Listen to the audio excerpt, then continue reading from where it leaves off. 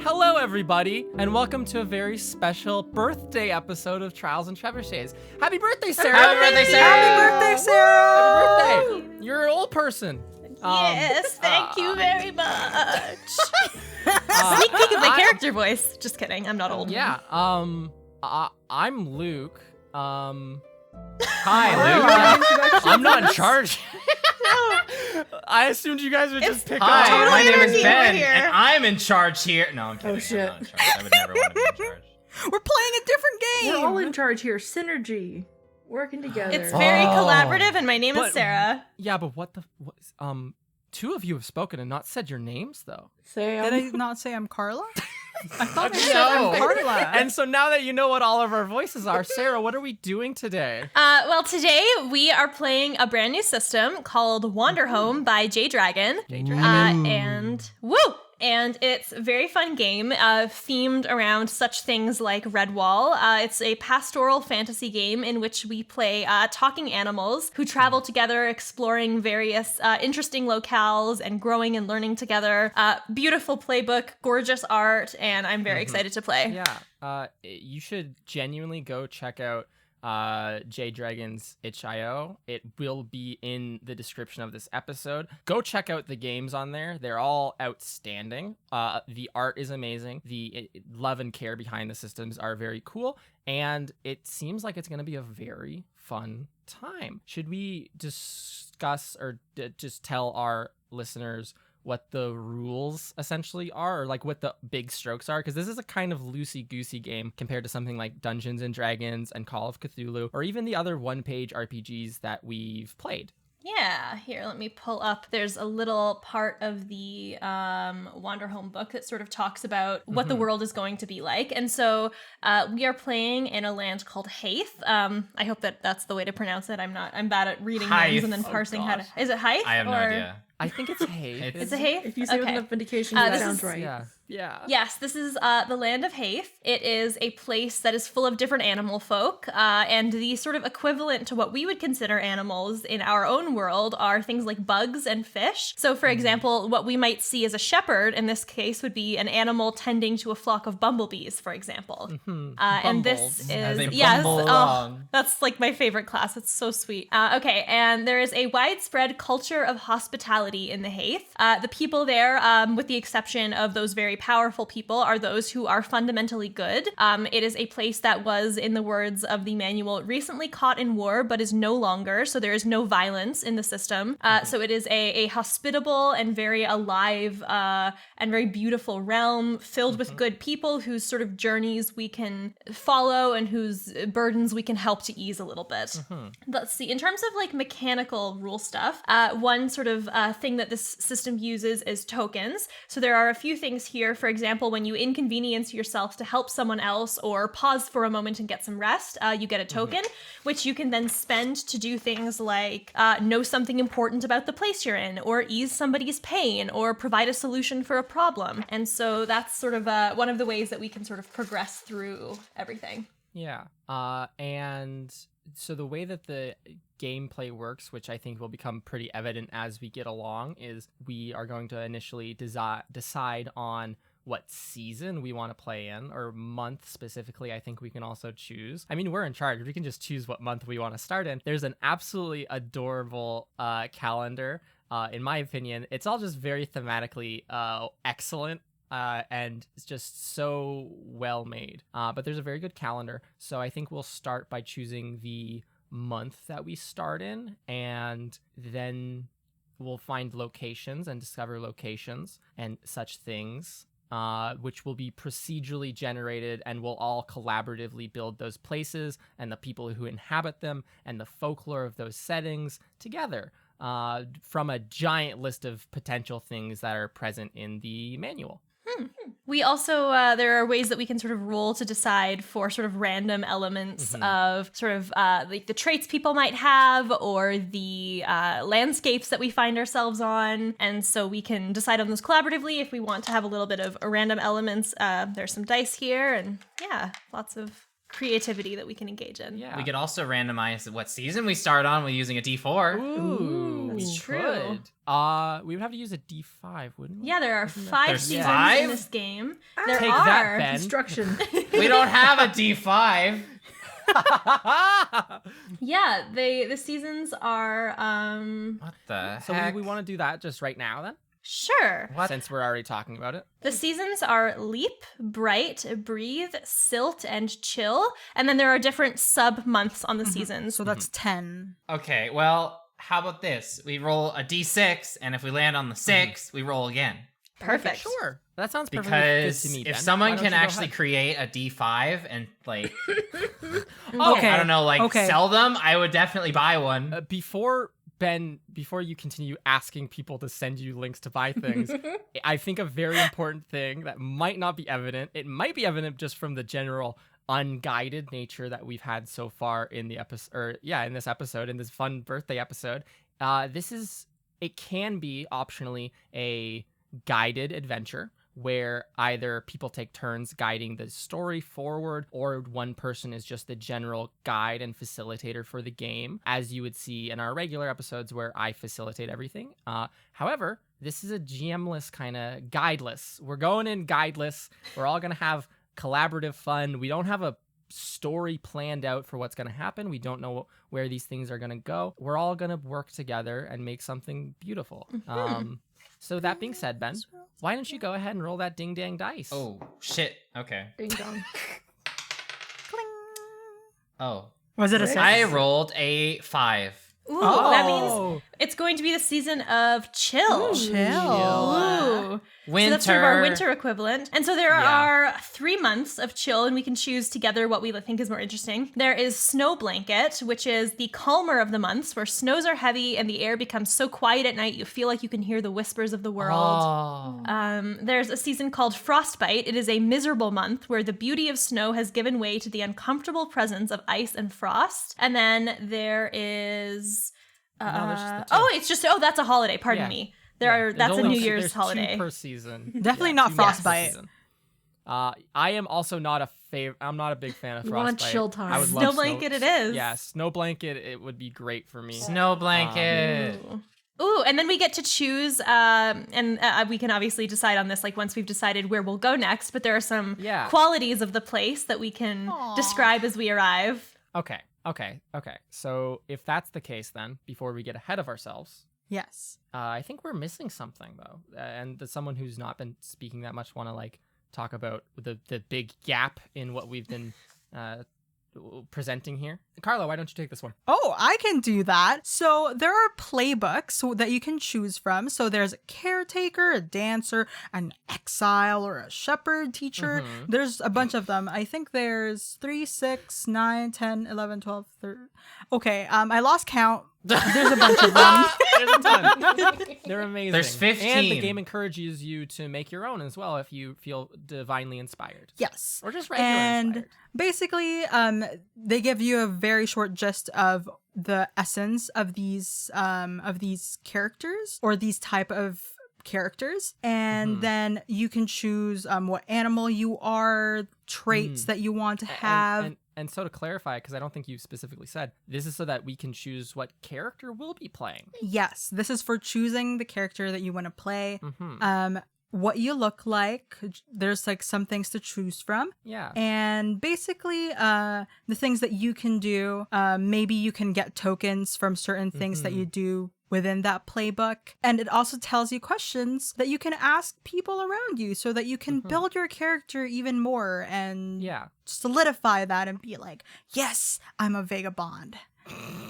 And importantly, I don't know if we'll get to it today, but we might, so it's important to bring up, is that every single season or every single month, I think, or season ends in a celebration, a festival, a holiday, I think is the actual term. And so every single playbook has distinct goals or specific, a checklist of sorts, a list of options that you can accomplish, one per holiday. That gives you some sort of progression with your character and a sense of just an arc for you to follow along with and like change as the seasons do.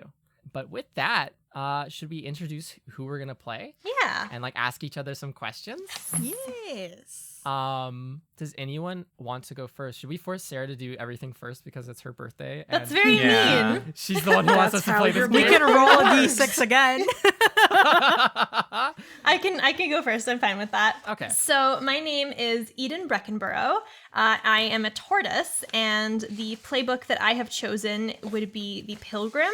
So what that essentially means is that I am a person who has received some kind of sign or omen from the gods, and there's a place now that I'm trying to find. And I'll talk more about that in a second, but to start with, to describe my look, I am a tortoise. I'm decked out in practical walking boots, a sturdy walking stick, and a weather-beaten hood. I'm imagining I sort of have this, like maybe it's like a waterproof hood because tortoises are not, they cannot swim. And so like this sort of like very beaten, like it's got little holes in it, like this red hood that I wear. I have this walking stick that's like kind of gnarled, but it's still very sturdy. It's helped me, and yeah, I have these walking boots that I imagine have been sort of patched up sometimes over the years. They've got little patches in them, and so that's how I look, Eden Breckenborough. And so the next question that I have to answer is: a god or omen instructed you to pack your bags and travel somewhere very far from the land you called home. Choose 2 rumors or stories you've heard about this place and one that is actually true. And so for rumors, the first is you seek a place older than anywhere else in the world that carries secrets from an ancient time. It is an island or a ruin. And another rumor is the place you seek doesn't exist. It is a mirage. But what is true is that I am seeking a land of great bounty where the trees offer endless fruit, fish leap from the rivers, and no one ever has to work. It is a carnival or a garden. And I don't know if this is like the right time to talk about my sort of the omen that I heard because it's not mentioned in the introductions and why I'm seeking this place. So I'll wait for now.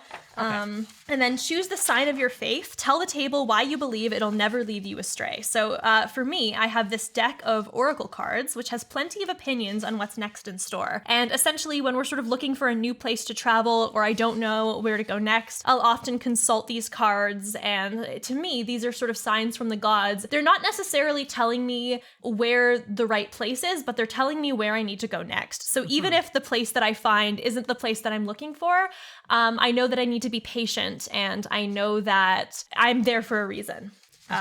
And so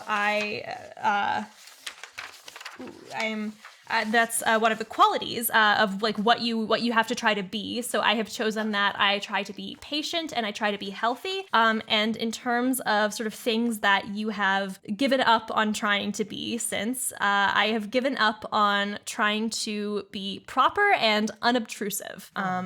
And I think the last thing that I need to do are decisions that I have not made yet, because this is a very collaborative process, which you ask one to the left and one to the right. How do we want to do that with like a video call? That's true. Are we the same everywhere? I think we're all in the same order. Ben, right? Carla, Like, Luke, me, Sam. Yeah. So Sam's in the bottom right, Ben's in the top left. Yes. Yeah. Yeah. Yeah. Cool. So in that case, let's just say that Ben is to your left and Sam is to your right, if that makes sense. Hello. Hello. And All then that right. applies for everyone else. Sorry to break the illusion. We are not in the same room right now. As you may have guessed. We are in the same room in our hearts. That's very true. Aw. Okay, one to the left and one to the right. So Ben, how did you save me when my inexperience tripped me up? That's a really good question. I would say I saved you when you needed a new outlook on life and your journey. And I feel like the perspectives that I am immersed with every day is something that is completely different to you. So just by simply me sharing the different experiences and like my life to you, it's almost been like a brand new perspective to look at things now. So If there are things that I'm unsure about, that I know I can come to you with them. I like that a lot. You're a rock. Yeah. I thought you were a bat.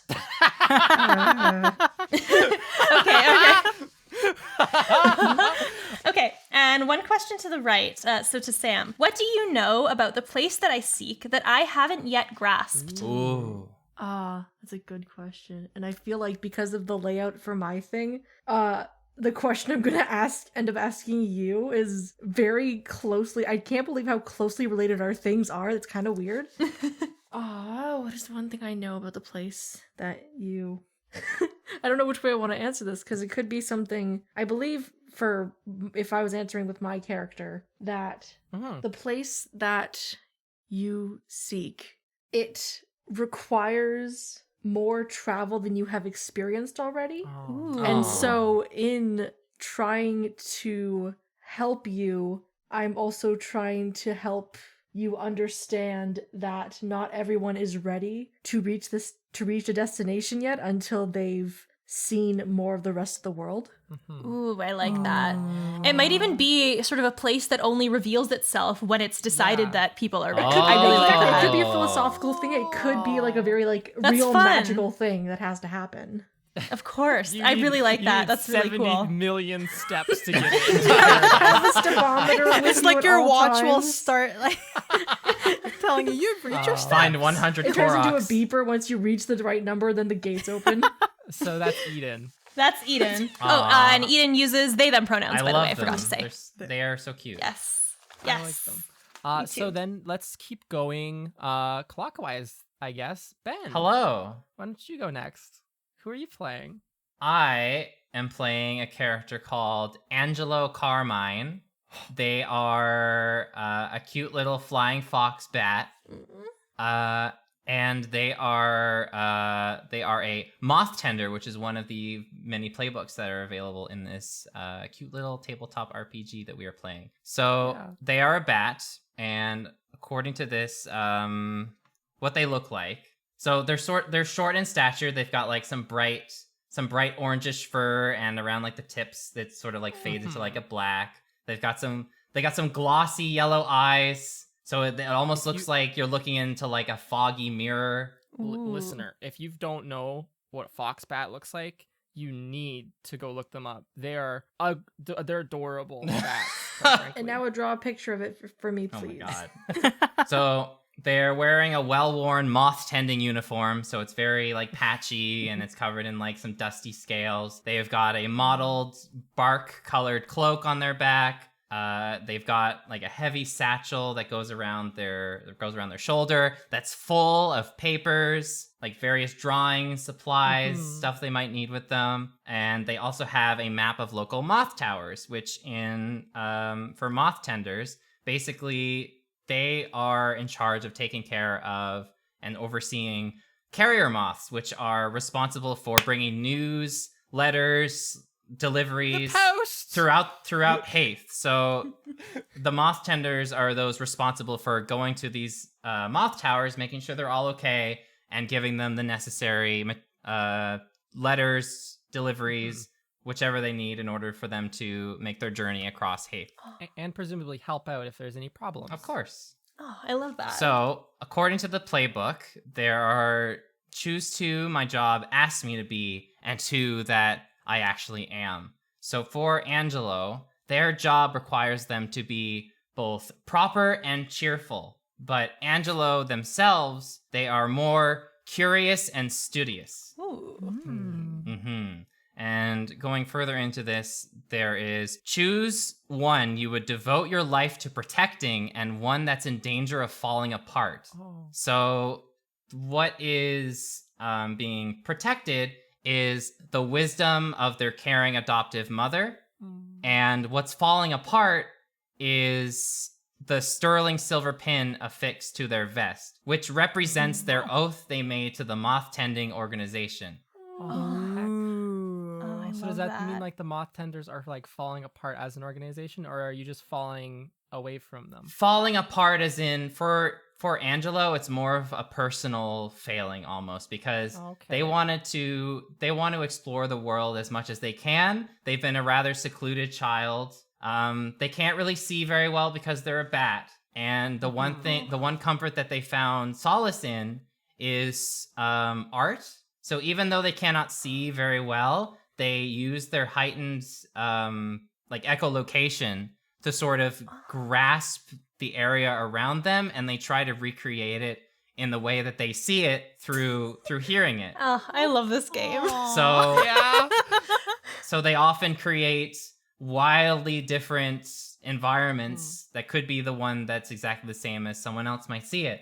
and they always keep these drawings with them wherever they go. But the moth tending duties are a little bit more grand than they expected. They thought they were ready to go out into the world, and maybe they're not exactly prepared for it. So that's why the oath that they took for moth tending is starting to fray a little bit, because they're not sure if they really want to do this, but they really want to keep their ambition alive. Yeah. And the one thing that's keeping them going is the wisdom that their adoptive mother gave to them. That's sweet. And now the questions, right? Nope, there's more. Oh, I've got more in here. So there's so much depth to Angelo. Choose 3 letters or packages you're carrying with you. Ooh. So the ones that I picked are a wax sealed love letter, and for each I have to choose where they're going, and whenever a letter or package reaches its destination, I have to choose another. So this one, a wax sealed love letter, is going to a poetic blue jay you once dated. Ooh. The second package is a basket of homemade candies, and this one I made up because I had the option to be creative with this one. Yeah. For a young mole who's just started out on their own. Oh. That's like a care package? Yeah, it's like a care I package. love that. And the third one is a bottle of rare and vitally important medicine for the heroic leader of the last outpost of the rebellion. Ooh. Oh my gosh. That's like adventurous. Really important job. Mhm. Yeah. And now we finally What a get to the struggle. questions. Okay. So because I was on the left for Sarah will be on my right, and Carla will be on my left. So I will ask Carla this question. Yes. Do you think the moths are as beautiful as I do? As my character, Yeah. Yeah. I think that the moths are extremely beautiful and that they deserve all the love. And they also deserve a lot of light in their life. So they need to build many light posts for them to stay in with lots of flowers around them. They're very lovely. Aw, that's so cute. It is. And now for the final question, Sarah. Hi. What is it about my job that so appeals to you? Ooh, that's a good question. I think one of the reasons that it's very nice to travel together is that you get to visit all of these places, not only sort of getting to see them, but getting to learn about their spirit and their character through the deliveries that you do together. And for me, I don't always understand why the oracle cards I carry sort of tell me I should travel with here and I should travel there. But I think that what you are able to do in sort of delivering letters to and from people and seeing them helps me understand the purpose that these places serve. And so I think that it's that aspect of your job that is so fascinating to me. Excellent. Perfect. Oh, I love Angelo. Angelo has so much much nooks depth. and crannies to explore. Yes.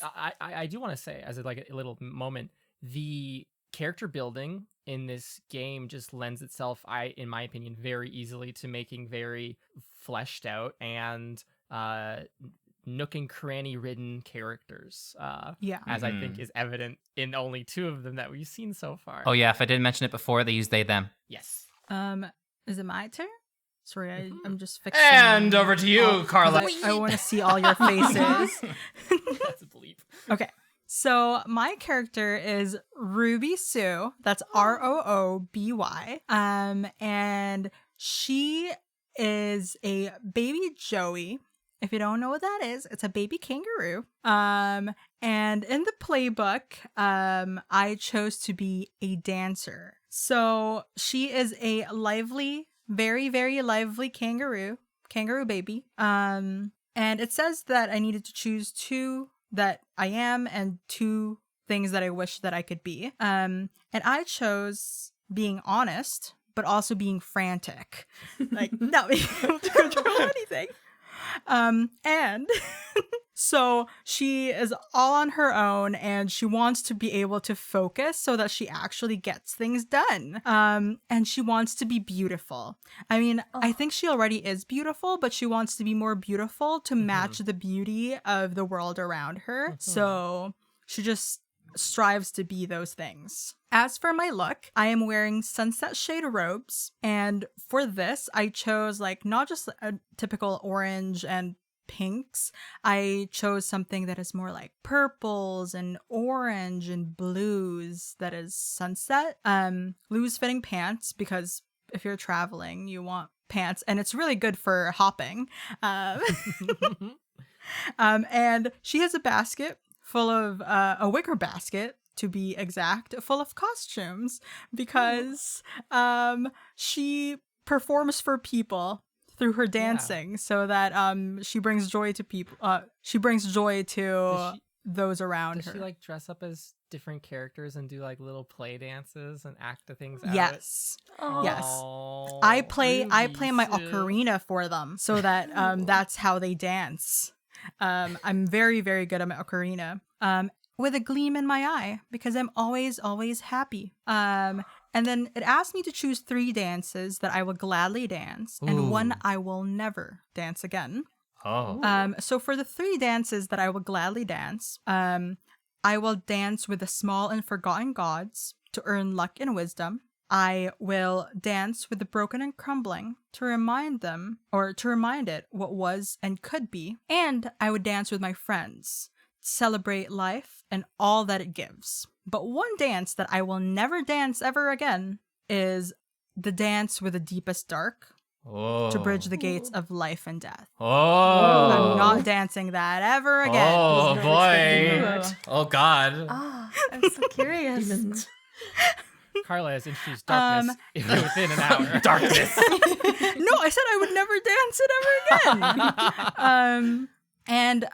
Now the next one is, if there's anything I can teach anyone who wants to learn, and one that I will only dance to alone.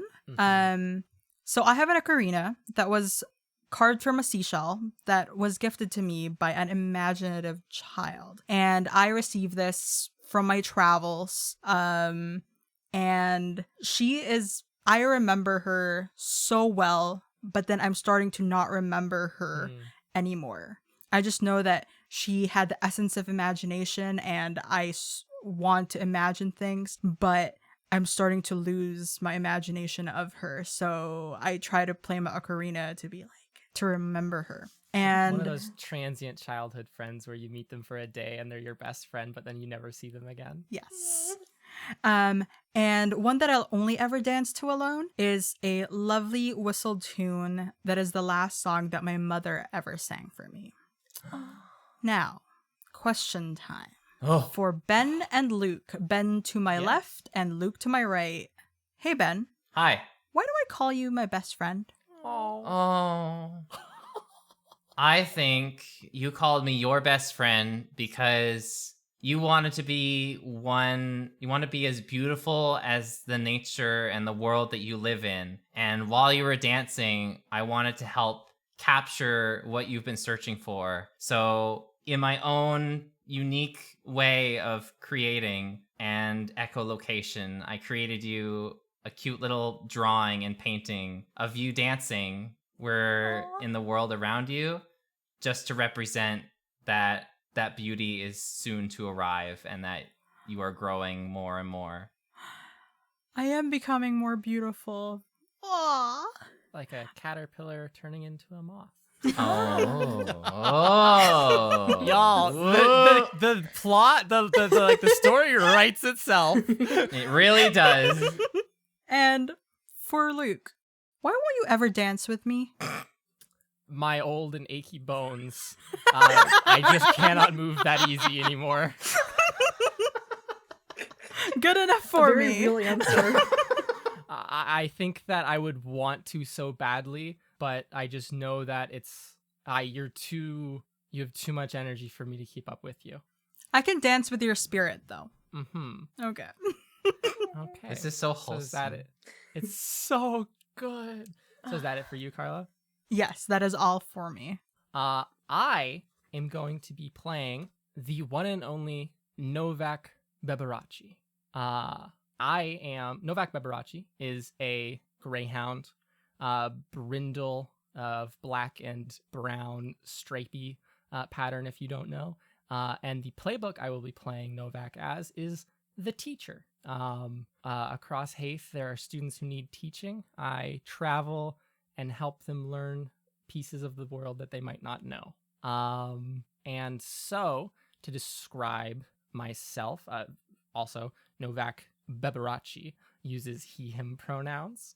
And has an excellent name, which I will pronounce many times because I'm fond of that last one.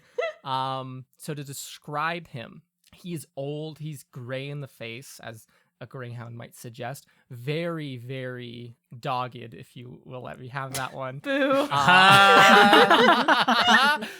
He wears oversized glasses with just so that he can see more than 2 feet in front of his face. They're probably about an inch thick. Very much spends a lot of time just polishing all the grime off of them. He dresses quite conservatively, even in the dead of bright.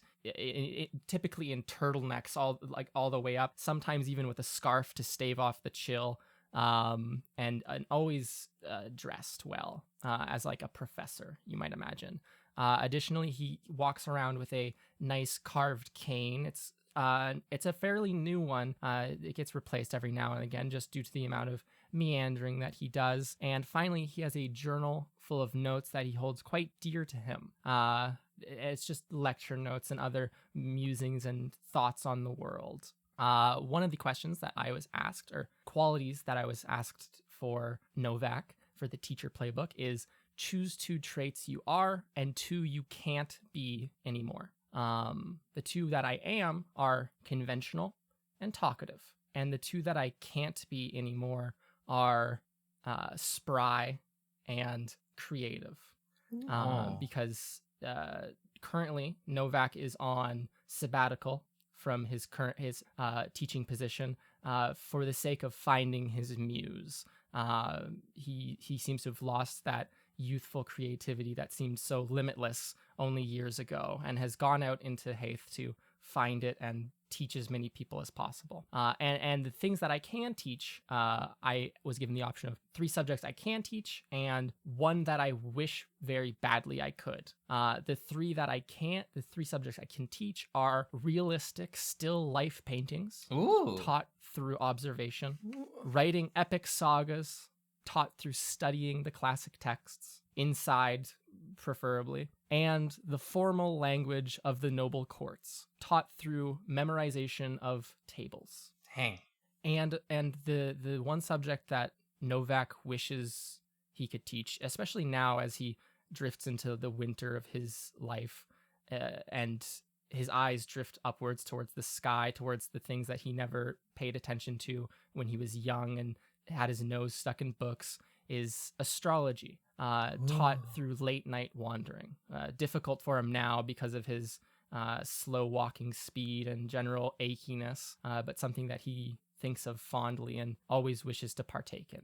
And then I have 2 items, 1 which I carry with me always, and 1 which I am terrified of misplacing. The 1 which I carry with me always is my aforementioned scarf. It was knit by an old and wise colleague that I miss terribly. And then the item that I am terrified of misplacing is an expensive pen gifted by an ambitious former student, now an academic, which he holds quite dear, as they're his pride and joy, I think. And so the gift meant quite a bit.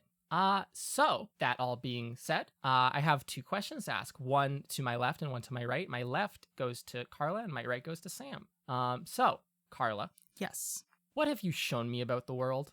Ooh. What have I shown you about the world? I believe that I have shown you that age is but a number. You can be youthful in your heart, and just as you don't want to dance with me, I would have told you and expressed to you the many ways that you can dance with your spirit and your soul, just so that you can enjoy life a little bit more, trying to squeeze a little bit of that creativity from you, and help you gain that creativity back. So just showing you how you can touch nature without needing to be spry and Mhm. yeah. Okay. And then to my right, to Sam, I would ask, how do you reassure me when I'm at my wit's end? I think for my character, how they would try to reassure you is they would take you on a short walk and Hmm. they would, I guess, sort of just talk about what is causing this negativity. And I think being just someone you can talk to, no matter what time of day or night, Mhm. to just kind of be a companion to. Yeah, a companion whenever I would need it. Exactly. To talk your ear off, as it were. All right. That's I think it for Novak. Beberaci. Beverage. Beberaci. Okay. So, my character's name is Soul Beetroot. They Yes. are a raccoon. Their pronouns are they, them. And I don't think we've talked about this this playbook in the very short time that we were talking about the different items in the introduction. Their class is called the Firelight. And the best way to describe this is they're sort of a wandering guide of sorts. In late nights sort of thing, they sort of appear and are like, I will show you the way, but like less creepy than just appearing out of nowhere and doing that.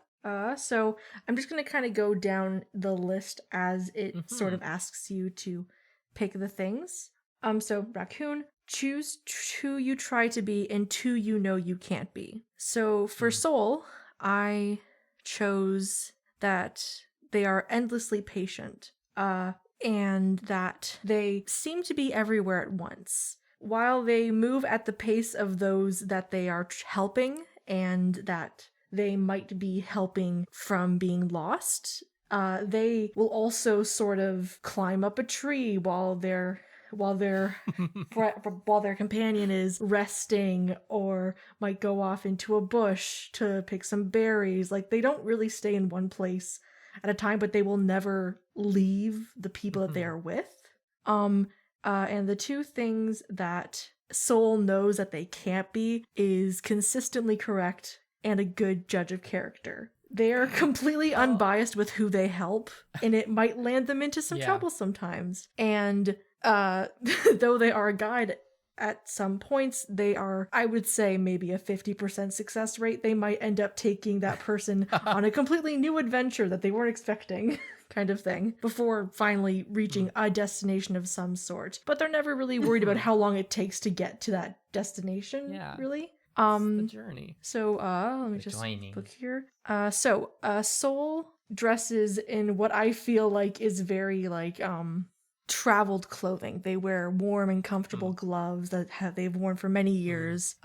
They have a kind of mud-soaked cloak from their many misadventures that may have them falling over and getting right back up again, but they just haven't cleaned it.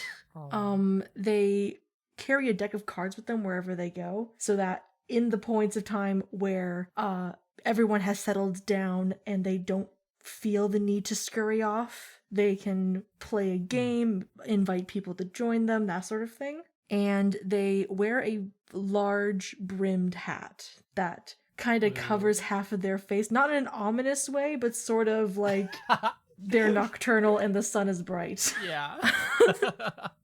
I do love the imagery of this like very scary, ominous looking raccoon wearing muddy traveler's clothes with a big hat and then being like, where are you going? Do you need help, weird Do you want some traveler? help? Yeah. And then taking this person on a journey that lasts like 6 weeks and they have no idea what's happening. But they grow as friends at the end. I mean, even when they're traveling by themselves, which does happen regularly, they aren't completely alone, because with them is their firefly companion, who I have named Beetle. I will not explain my reasoning behind that. Oh, Perfect. People will tend to ask about like, oh, how did you meet Beetle? And the answer is, oh, we were childhood friends, and the story is much too long to tell the tale of. And so you never hear the full story of what happened and like why they are together all the time. The next item on here is to describe one light you still keep lit and one that died out long ago. And so for the light that has died out long ago is Soul's childhood home's bronze ornate oil lamp. It's the last memory they have of their childhood home, and since it has long been extinguished, Beetle actually sleeps inside of it during the day to kind of keep it cozy. I like that. And the light that I keep lit is every evening from this little wooden crashing wave box. They take out a stick of incense that smells like the ocean, and they light it before going off and scurrying around as the raccoon that they are. Okay, so I have my 2 questions, and like I said before, because I'm going to ask one to Sarah and one to Luke, the one that you gave me earlier, Sarah, was actually very on point. Oddly so, actually. The story writes itself. It comes around full circle. Sarah, Hi. where do you wish I could guide you, and why can't I? Oh, fuck. That's really cool. Yeah, I think that I sort of see the way that you you explore things, and sometimes you find like what's not like the quote unquote right place at first, but it's always right just in terms of maybe that's where you need to be right now, and it's something that I think I very much resonate with, and I do, to my very best attempts, try to be patient, and I try to be, understanding of wherever I am now is where I need to be, even if it's not the place that I seek. And so I see that that's a quality that you have, and it's something that I really admire. And so I sort of wish that you were able to guide me to like the place that you are in, both sort of the literal place of like, I wish that you could guide me to the place that I seek, but I also wish that, metaphorically speaking, I could be in the place that you are in terms of just being completely secure in knowing that, the journey may be long, but the journey is correct in being what it is. And I think that the reason that you can't is the very reason that from my question to you, that I can't quite grasp that it's the experience itself and the amount of time that you travel that leads you to fully internalize those conclusions. And so I try to emulate that part of you as best as I can, but it's something that I can only truly understand and discover through experience. I know we haven't actually like started. I just love this game. Oh, me too. I almost cried earlier. Like I was literally Ben stuff tearing broke up. me, honestly. I'm sorry. I'm sorry. No, it's good. So, my question to Luke. Yes. Why does Beetle my Firefly like you so much? We both burn the midnight oil, I think, as it were. We're both up into the wee hours of the night. Myself just reading endless books, trying my best not to drift off into a old person's sleep in a comfy chair. And so the companionship, the light that Beetle provides is very welcome at that time of night in the solitude. Aww. That's all I can handle right now, guys. Oh my god. Okay, that's it. That's the end of the game. The end of it. No. Thank you so End it much and for go listening to cry this now. episode Oh of my Trials and God. Trebuchets. Make sure to check out Wanderhome by J Dragon if you have a Patreon. So now that we know who everyone is, what comes next? Well, the next step is there are a few questions we have to ask ourselves. Oh shit, more questions. So we, according to the book, we will always begin our journey by arriving in a new place. In order to create such a place, then there is sort of a list of natures or qualities, and we can either roll for 3 or sort of decide on 3. There are 18 possible options, and the place sort of is going to have 3 of these qualities, whether literally or metaphorically. And then we can also sort of keep in mind that we are playing this during Snow Blanket in the season of chill, so we can also decide on some signs of the month that are found in the place as well. And so then the next step after we do that, we ask ourselves 3 questions of what sort of place did we just travel from? Do we feel our journey has been long? Is there somewhere we hope to go? Then in our own heads, silently, we answer the question, where is my home? And then after we've decided on the nature of the place, what kind of people live there, and we've answered those questions, we begin. Okay. So, do we want to roll for the nature of the place. I feel like that's fun since we've never played it before. Yes. I don't want to. I just want something perfectly random. If you all would rather, if there's something on the list that you would really want to explore, we can go with that though. So Ooh, there's three like different ones we could do for our first place. So there's ones that are called comfortable, ones that are verdant, and ones that are liminal. Yeah. So do we want to randomize those as well? Sure. I think. Sure. So roll a d6 and then like the first two, second two, and third two. Oh, I was just gonna roll a Maybe d4. whatever. Oh, that's smart, Ben. You know. I was just gonna roll a d4, and if it lands on a 4, we roll again. So this one's easy. It's 1. Oh, so comfortable. We're starting out with Comfortable something nature. comfortable. Perfect. So the options here are farm, garden, market, monastery, tower, workshop. Mm-hmm. So do any of those stick out as something someone super wants to pursue? Mm. I like market. That's a fun one. Market seems really good. Yeah. I'm okay with doing market. I'm okay with market too. Yeah, that could be good to start because that gives us a lot of different people to see. Right? Yeah. So there's a special page for market, and that means that we get to choose 2 aesthetic elements and 1 folklore about the place. Ooh.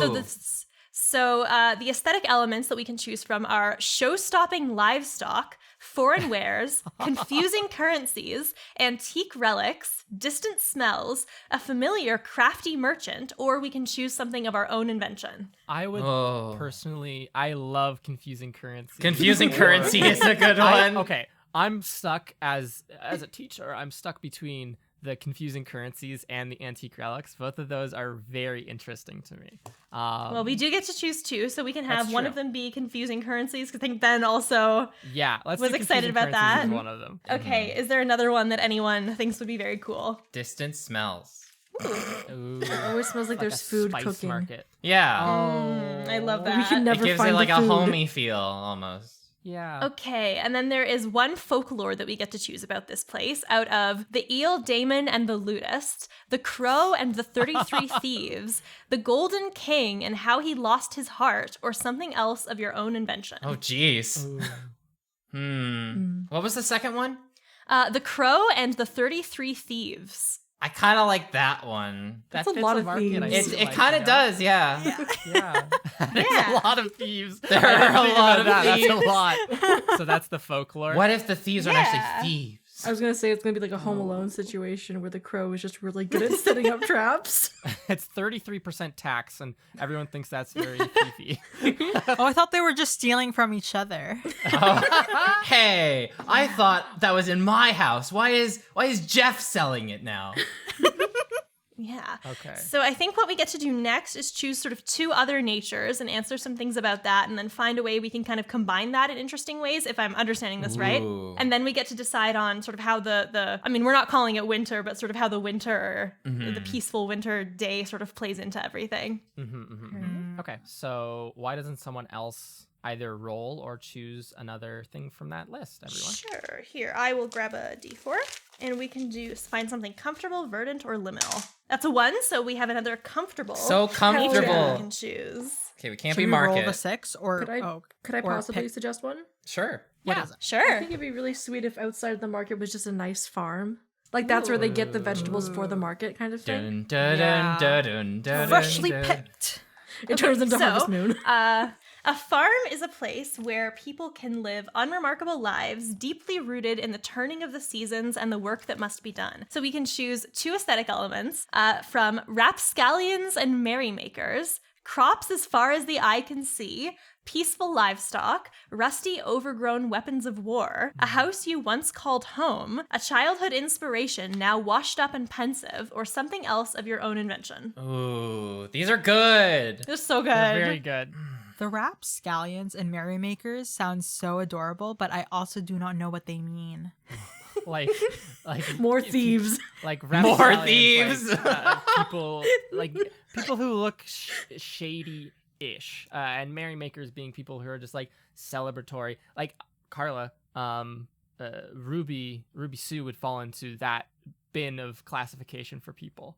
Ooh, they may look outcasts, but they're not really outcasts. It's like they just look it, but Yeah. maybe someone sold them like raggedy clothes. But that's fashion. Oh, that's cute. I'll write that Okay. down. Yeah. Ooh, let's see. What kind of livestock do you think there would be at this farm? Because these are, of course, bugs, Right. sort of Yeah. in their ways. Ooh. Can we? Oh, do you? I have might have anything? an Would have an these idea. count as Bumbles do count. Bumbles count. Ben, what is your? So they Could idea, be like though? pollen and honey. They could have those. But what if they had a rhinoceros beetle? I was also thinking rhinoceros beetle, Ooh. like a Hercules beetle or something like. Oh, What if huge, that is because- basically like the bull, right? Oh! Yes. But they're I these love it. beautiful, like peaceful, gentle giants. They right? are. Who, like They're just scary. dot the landscape. They almost They're like scary these looking. It's big, just like a shiny bull. rocks. Do they Yeah. hum Oh, peacefully? except bulls will actually hurt you. Ooh, I like that. I Peaceful can write that down livestock. if Yeah. everyone's Mhm. perfect. We get to choose one folklore about this place from The Scarecrow That Walked Away, The Rain of 100 Days, The Apple Girl and Her Loving Parents, or something else. That one. Okay. Apple girl. Apple Girl. Got it. The apple girl We and do her Apple Girl. loving parents. Oh, I like that. Okay. It's and like then so we James and the need. Giant Peach, but I was very story. affectionate about the scarecrow that walked away because I think it's all it's of the- scary. Okay, here's the difficulty with this game so far. An hour in, every single option has been outstanding. It's been and amazing, great. and I Oh, want I to do know. it. So, how about we indefinitely cancel whatever Wild Cliff is and just do this forever? What's Wildcliff? I don't know. I don't know. I just want to be a greyhound. That reminds me of some folklore that I heard. I don't think Cliff was one of the natures. So we still need one more nature proper, right? Yes, we Yes. I can roll So, a so d4. far, we have a very Yeah. cozy, comfortable market surrounded by, A cozy, comfortable farm. do. Yes. yeah. And then it's a Yes. dark and scary wood or something like that. Oh no. And if anything we think like doesn't fit in literally, we can always choose to interpret these locations metaphorically. True. Yes. Like a bridge could be a literal bridge, or it could be like a metaphorical bridge. A Yeah. bridge we must rolled. cross together as friends. Ah, Yeah. yes. I rolled a 4. Sprawling natures. Ooh. What? That doesn't count for the first one. I think you Dang can it. only have like, No, the sprawling three natures are basic not. natures. Of the Okay, so three. do you want me to roll? first. Yeah. Okay. 4 is reroll. Yeah, Oh, that's 4 what is their real. like their recommendation is Mhm. for Okay. when you're going to your first thing, or if you've never played the game before, is to only use the first 3 natures, which I'm not looking at right now. But what are the names of them? Comfortable, verdant, and liminal. Okay, let me yeah, try so again. Give us one of them. A 3. A liminal nature. Okay. There we go. We got and so some like now- mix up. So liminal natures are bridges, islands, lakes, ports, roads, and taverns. Does one of those stick out? If it's a market, it kind of makes sense for there to be like a port, right? It does. True. Maybe Yeah. even like it could be like even a port market of some kind. Yeah, Yeah. that makes sense. Would you like some fish? Would you like Ooh, yeah. A smelly Um, market. A What if it's- smelly yeah. market. That's where the That's distant a distant smell's smell. coming It's from. a fish. Yeah. It's all that freaking fish. Okay. So what are our questions for ports then, Sarah? Alrighty. So port is the gateway through which the whole world opens up to you. So we can describe ships and where they go. We can show the dangers of a fragile lifestyle, or ask, can I take you somewhere you've never been before? So we can choose 2 aesthetic elements. Ooh, these are really fun. Oh my god, Uh, they are. Chunky barges, hot air balloons, jetties and docks, fidgeting hoppers, smug captains, an adventurous buddy you once wandered the world with, or something else of your own Holy invention. shit. Give I me love chunky these. barges. Chunky barges. Give them to me. All right. Chunky barges loaded with baskets of fishes and apples in and out and bumping around and bumping into one another with It's only whatever. fishes and apples. Yeah. It's so Why chunky. is it up? Wait, I have specific questions now. Little I have the chunky apples. like like barges and like the ferrymen like pushing in against the ground and bonking into one Oh. another. Okay, Fighting that makes didn't more know sense. that I'm we had picturing space. like tiny mice with like giant oars, Yep. like rowing Yep, these yep. huge ships. We'll get to whoever lives Yes, here in a second. yes, we will, we will. Yes, I love that idea. Is it bumper barges? Like Oh. Bumper barges. I love that. I'll write that down. Okay. What's Holy next? fuck. What's the next aesthetic element? Hot air balloon sounds pretty funny, but I don't know if that'll fit. We can make I like- it fit. Okay, but if we're doing chunky barges and it's just like bumper barges, I do like the idea Bumper of there being like cars. utterly smug captains. who, Yeah. like, Yeah. I am the Yeah. best bumper barge captain. I've got the this biggest town's bumper ever barge seen. in this here port, and no one can tell me otherwise. Oh, there's so many captains, and they're all so smart. We've already found our first kill. Art imitates life. I love that. All right. That's very fun. Chunky barges. They're fundamentally Oh my- good people, but they're also the smuggest motherfuckers on this planet. It's not like Yeah. they set out to do harm They're to one another, prideful. but They're if very they- fucking proud of their ships. Yeah, when they scoop in like 6 millimeters closer to the port than the next guy over, like that's like something to write home about. It's like they just Oh, look that's down. so My ship is good. bumperier than yours. They just look at the barge and they look up at the other captains like, huh? It's like that scene in Pirates of the Caribbean where they're like they're taking out their telescopes and it just keeps getting longer and longer. Okay. Okay. There's no malicious behind it. It's just I'm a better captain. The next step is to choose folklore. So there's the headless spirit of the dockyard, the boat that would not sink, the eastern mist and the trouble it brings, or something of our own invention. Ooh. I kind of like the Eastern Mist and the Trouble because like we've had very like interesting ones, but they haven't been like mysterious in this Yeah. way. If that makes sense. All we know about is like 33 thieves and an apple. You know what would That's make it. that really cool though? You've What? got all the chunky barges like in the port, and then like the eastern mist comes in, and you're like on they're all on the gone. port, and it's just all barges, and it's like you really can't. It's like a maze almost. Yeah. It's hard to find I out think where that's it's why going. I think that's why some of them might get really smug. Is because there's this nautical folklore about this mist that just drifts in, and they say, I can navigate the mist better than anyone else in these parts, right? Like I can careen my chunky barge anywhere I want. and they're What if- never seen again. I just imagine. I imagine like a corn maze. Like, hey, people can get lost in my barges way easier than That yours. rock wasn't there in the water before. Yeah. Is Oh. it bad if like every time there's a mist, one ship disappears, but nothing bad and happens? It's just like Kind of like the Bermuda Triangle. They're like 2 Yeah, hours it's late. gone for a while, but Yeah, then it they're comes just back. late. They're just really confused. So one They're just- thing yeah. that's interesting about the fact that we have chosen a sort of a port town is the fact that it is currently the season of snow blanket. So there are sort of Oh, a yeah. few. So here we have to choose. There are 4 things here. Everything is present except we choose one that this place lacks. And I feel like this is pretty intuitive. But so the options are snow up to your waist, light of a white sun, unbearably bitter cold, and the silence of a sleeping world. So we have all of those but one, and we get to choose what this place lacks. The silence of a sleeping world. I'm thinking Yeah. silence too. It's yeah. a busy little market port town. Yeah. Like it's comfy. It's not and like cozy. some snow is gonna stop some pompous smug captains. a lot of the Bringing in all the farmlands- ice fishing that they've got. Ice A lot of fishing. the farmlands covered Yes. in like snow up to the waist, so no one's really getting anything done. So they're all just in the streets being hooligans and having a merry old time. Oh, right? I Like, love the that. sun just lights everything up bright white, and it's just the nippy cold in off of the water, especially when that mist comes in, right? Ooh, yes.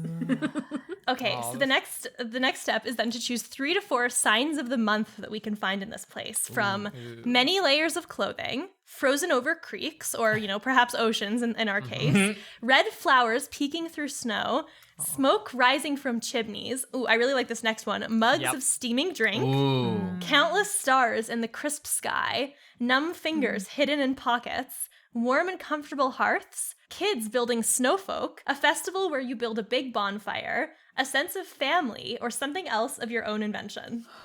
I like the mugs of steaming Mugs of drink. steaming Yes. drink is a good Probably one. like doling out like this, like I'm imagining almost like this giant cauldron of like mulled wine or something that's being sold in the market, just like doling out like these cups of them. It's somehow steaming despite the freezing cold. They have to keep it Yeah. over a fire. Some It's the only way to keep your hands warm. smoke rising from Yes. chimneys also makes sense because this place wants to wants to stay warm. We got a lot of people coming in. We gotta make sure everything's all warm, you know? Is the market outside, or is it like in a covered building? I or want to say it's something? outside. Like, I'm picturing outside too. Yeah. Yeah. Okay. With like the little trenches essentially carved in the road so that people can walk to all the stalls in the market. What if it's like, because we know that there's snow up to people's Yeah. waist. Like, imagine carving little like snow, Yeah. like almost like igloos? trenches to walk through. Snow paths. Yeah. Everyone can get where they're going.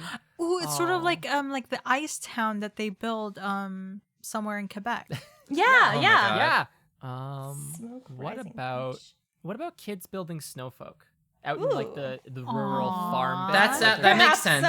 That really Perhaps makes sense. some of those rapscallions and merrymakers from the farm rapscallions. come and they build snowfolk by the. And instead of carrot noses, it's fish. Ew. I have an idea Yeah, that might yeah, pertain yeah. to your character, Luke. Is that some of these might sort of be like these creative artist kids who sort of are all into sculpturing, and I know that was one of like the things you Yes. teach, and that sort of might be a Yes. connection there. Perfect.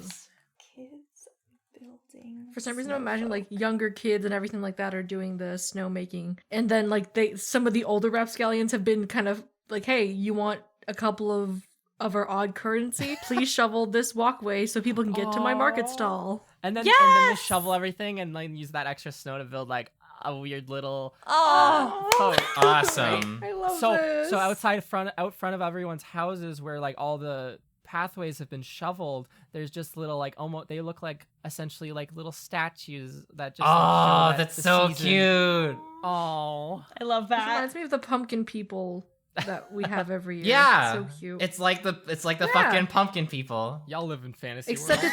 it's not like movie scenes or that kind of Oh, themes. only the Valley kids would be like, oh, it's like us here in the Valley when you put the. Hey, believe me, I don't know why you do it either. It just We happens. prop up scarecrows with pumpkins on their head and decorate them and wear clothing and like plaster them all over the town. And then we're surprised when kids come around and hit them with baseball bats. Oh my Okay.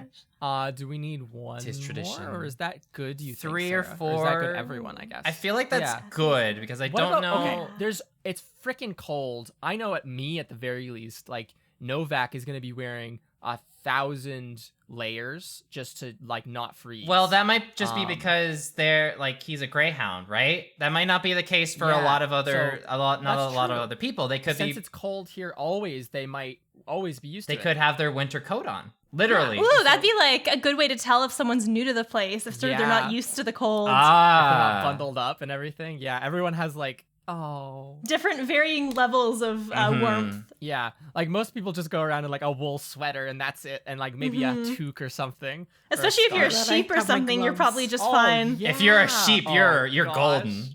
Oh, Polar bears are probably like living the Oh my life. god. okay. Scary. Beautiful. Varying So I'm happy with that. Yeah. That's cute. So the next thing we get to decide is sort of everybody gets to name one sort of type of animal folk that live in the area. So that doesn't mean that's everyone in the place, but it's sort of an easy way we can imagine the population of this area to be. Oh. The kid. Is it weird to say I kind of imagine, like, for instance, with like on the port and everything, lion seals or something as like the Oh. captains on some of the Oh, ships? that's so good. I love it. Or like pelicans, that kind of thing. Oh. Either one of those. I adore pelicans as an option here. Okay, we're going with Yes. pelicans. Pelicans I it is. adore a pelican in a wool jumper with like a captain's hat on. All of them being Oh my snug to one God. another. Like That's perfect. only 2 meters in this year, eh, Ted? Oh. Could have done better. What if they're like smug? I'm imagining they start flapping their wings and like sticking out their like. Yeah. What if I don't they're even know like- what the proper word is, but like they're like whatever smug that and they just ladder tip is, their yeah. face up and they just stare at you like Oh, they could also. And since they're pelicans, because that's to hold water, they could like pour like the mulled wine. oh in my and god, they're keep just them storing nice the and mulled wine in warm. there. Yeah. So when they're going out, They get to, more like, smug as on the day goes on. They're like piloting their chunky barges and The keeping steam their, is like coming out of their beaks. Yes. Yeah, I love have that. like they don't have like the typical captain's pipe. It's just the steam from the mulled wine. Oh my Ooh. god. Nostrils. Oh, that's so good. That's so Nice. pog. This is collaborative world building 101. Make pelicans everywhere. Okay, Ooh. what's next? So how many more do we need? Everyone gets to. Everyone know, gets to right? do. Okay. Yeah. This is a good one. I love the idea of these little sheeps running around plowing everyone's driveways or like pathways and everything. Like the rural farm kids are all like little sheeps, and they tend like a lot of the sheeps tend to like the Hercules or the rhino beetles and stuff like that, the livestock and everything. I And they're, imagine to like plow the ground, like they literally strap something to their horns and they kind of like lean over and kind of push Yeah. it oh, to make a And little they're- path. and they can go out early in the morning too because they're just so warm and insulated. Oh. Oh, I just had I had a really cute idea. I think that a lot of the sheep kids wouldn't really need like sweaters because they have wool on them. So what if like you imagine these little sheep kids like making snow sheep, and then like if they see any clothes they find around, like put like dressing up the snow sheep, and then if anybody comes in and they're not expecting it to be so cold, they can just Yeah, take they can take one of the jackets. I love That's it. wholesome. Aw. That's very good. Oh, golly. This is very good. Rabbits. Oh. Because it's winter, they've got their winter coat on, so they're all like snowy white. Snowy white. And then I would imagine like sometime in like the spring or the summer seasons that their coat thins out and it becomes more of like a moderate brown, orange, red, those Mhm. variety of colors. Oh, I love that. Are they kind of like this world's version of the hedgehog, the groundhog of like, oh, is it springtime yet? Like, let's see what Yeah. their Their fur fur, has like- changed. Tell. You can tell it's Yeah. getting warmer because their fur, like their coat, is starting to get to that. It's starting to become less white and returning back to their like Yeah. regular season, Yeah. like Ooh, that's spring really summer good. colors. Yeah. I'm- Then when I'm they start imagining- thickening up, it's like, okay, yeah, we have to start bundling up now. Mhm. I'm imagining like some of the merchants who like aren't like sea captains, but they like live by the water being otters. Like, you know, like those sea otters that can go swim in really cold water, and they're like hawking their merchandise right by the shore to like these pelican that, like, captains. They do like the otter thing where their like hands are like super fast. So like you'll put coins down on the counter and they'll just like whatcha Ooh, and like ooh. all of a sudden What it if, is like, instantan- Because Oh. of the confusing currency, like you need an abacus, Yeah. and you can see them like really quickly just Oh my shoot the God. abacus. And then like ones in the back are like packing your order super fast and like throw Ooh. it up on the counter. Have you seen those videos in Japan of like people like at stores like gift wrapping, like, and it takes like Yeah, 2 seconds, yeah. and It's it's picturing that, but, like insane. with little otters. Oh my Everything is a gosh. bespoke little box that they Yes. have just hand Like, cut. holy but it took them crap. 10 seconds. You're like Yes. fumbling with your wallet and they already have the box and you're like, oh my gosh, I'm so sorry. I'm holding up a line. Yeah. What about like Arctic foxes? Mm-hmm. Because I could totally imagine like when yeah. like a family of foxes with like a baby one and they're going shopping Yeah. with like Um, bags. I think it's just very cute. I think foxes are also extremely cunning and like Mhm. devious. So I see them both fulfilling our role of rapscallions in the kids when they're not being paid attention to by their parents, and as like very cunning and savvy merchants. Ooh. Right. True. So like Thieves. the otters have like their stalls near the seashore and like have a very good rapport with these smug pelican captains, and then like the market that's closer to the farms where you might sell vegetables and all these other things are like these very cunning and like amazing business people of Arctic Oh, foxes. I love me a cunning Ooh. fox merchant. Yeah. Beautiful. And then like the kids just like run around wreaking havoc in the countryside. Pickpocket. Oh, Like I said that's before, so they're the 33 cute. thieves, actually. Oh my Oh, god. there you go. Stories in real life. It was a There's 30 Oh. there's 33 fox families. Ooh, that's fun. They're not all Ben. thieves, Luke. I'm not saying all of them are thieves, but maybe a couple of them. Ben, did you have an idea? no, it was just me thinking, oh, the crow, and there's like 33 adoptive fox children. Oh, their kids are That's the thieves. actual story. Oh, I was just going to say that, like, what if there can only be 33 thieves at a time in this marketplace? if there's more than one, they send you to a different town. Yeah. The There's eldest like a thief. set up and everything, a union. It's like a regular setup thing of completely above board. Like they just expect you to come in and like lose a lot of money. It's like the thing where they expect you to haggle and like out of towners just don't. They'll be like, since the currency's so confusing, the shopkeepers throw out like wildly high prices, and then everyone from out of town's like, I don't know the conversion rate. Here, sure, yeah, Yes. go ahead. Oh my god. Okay, so the next step, I actually did not notice this the first time that I was reading through, but the next step is the person who's spoken the least during this Yes. process describes Oh. what forms the many small and forgotten gods of this place take. Oh. That's either Sam or Carla. I'm uncertain. I feel like I've Go talked ahead. more than Carla, so. Have you? I think of it. I agree. I've made some like, Yeah. little notes. All right, Carla, you got the creative Carla, pencil. Yeah, you got Okay. all control. What's going on? Who are the old and forgotten? Who are the old and forgotten gods that no one remembers? That's why they're forgotten. Like name and description? Is that It's like the forms that they take. So it says small and forgotten gods. I think that the description of small and forgotten gods is like little things like I think fireflies could be them. It says gods and spirits can be found everywhere, from the small forgotten gods hidden behind rocks and waves to the fish-headed crossroads demons and even the great sky gods themselves. So they can be like little critters, Crossroads anything demons? like that. And you dance, I think, with them, and I can leave offerings to them and Yeah. sort of any kinds of things. I think Beetle is one. I think that with this place being by the water, I think that the god that or the form of the god of this place is water in the water. I imagine I know that they don't live in cold temperatures, but I really want like koi fishes living Arctic underneath that is the energy and the soul of this place. And Oh, they love that. sometimes even though they're forgotten, sometimes they would try to come up and try to see if they're remembered. So sometimes like they will just see these two koi fishes like dancing around and they're like, what are these? But that's just them trying to remind the place of their spirit and that please don't forget us. Oh, I love that so much. Oh. That's so good. And then I dance with them and then you break them. Yes.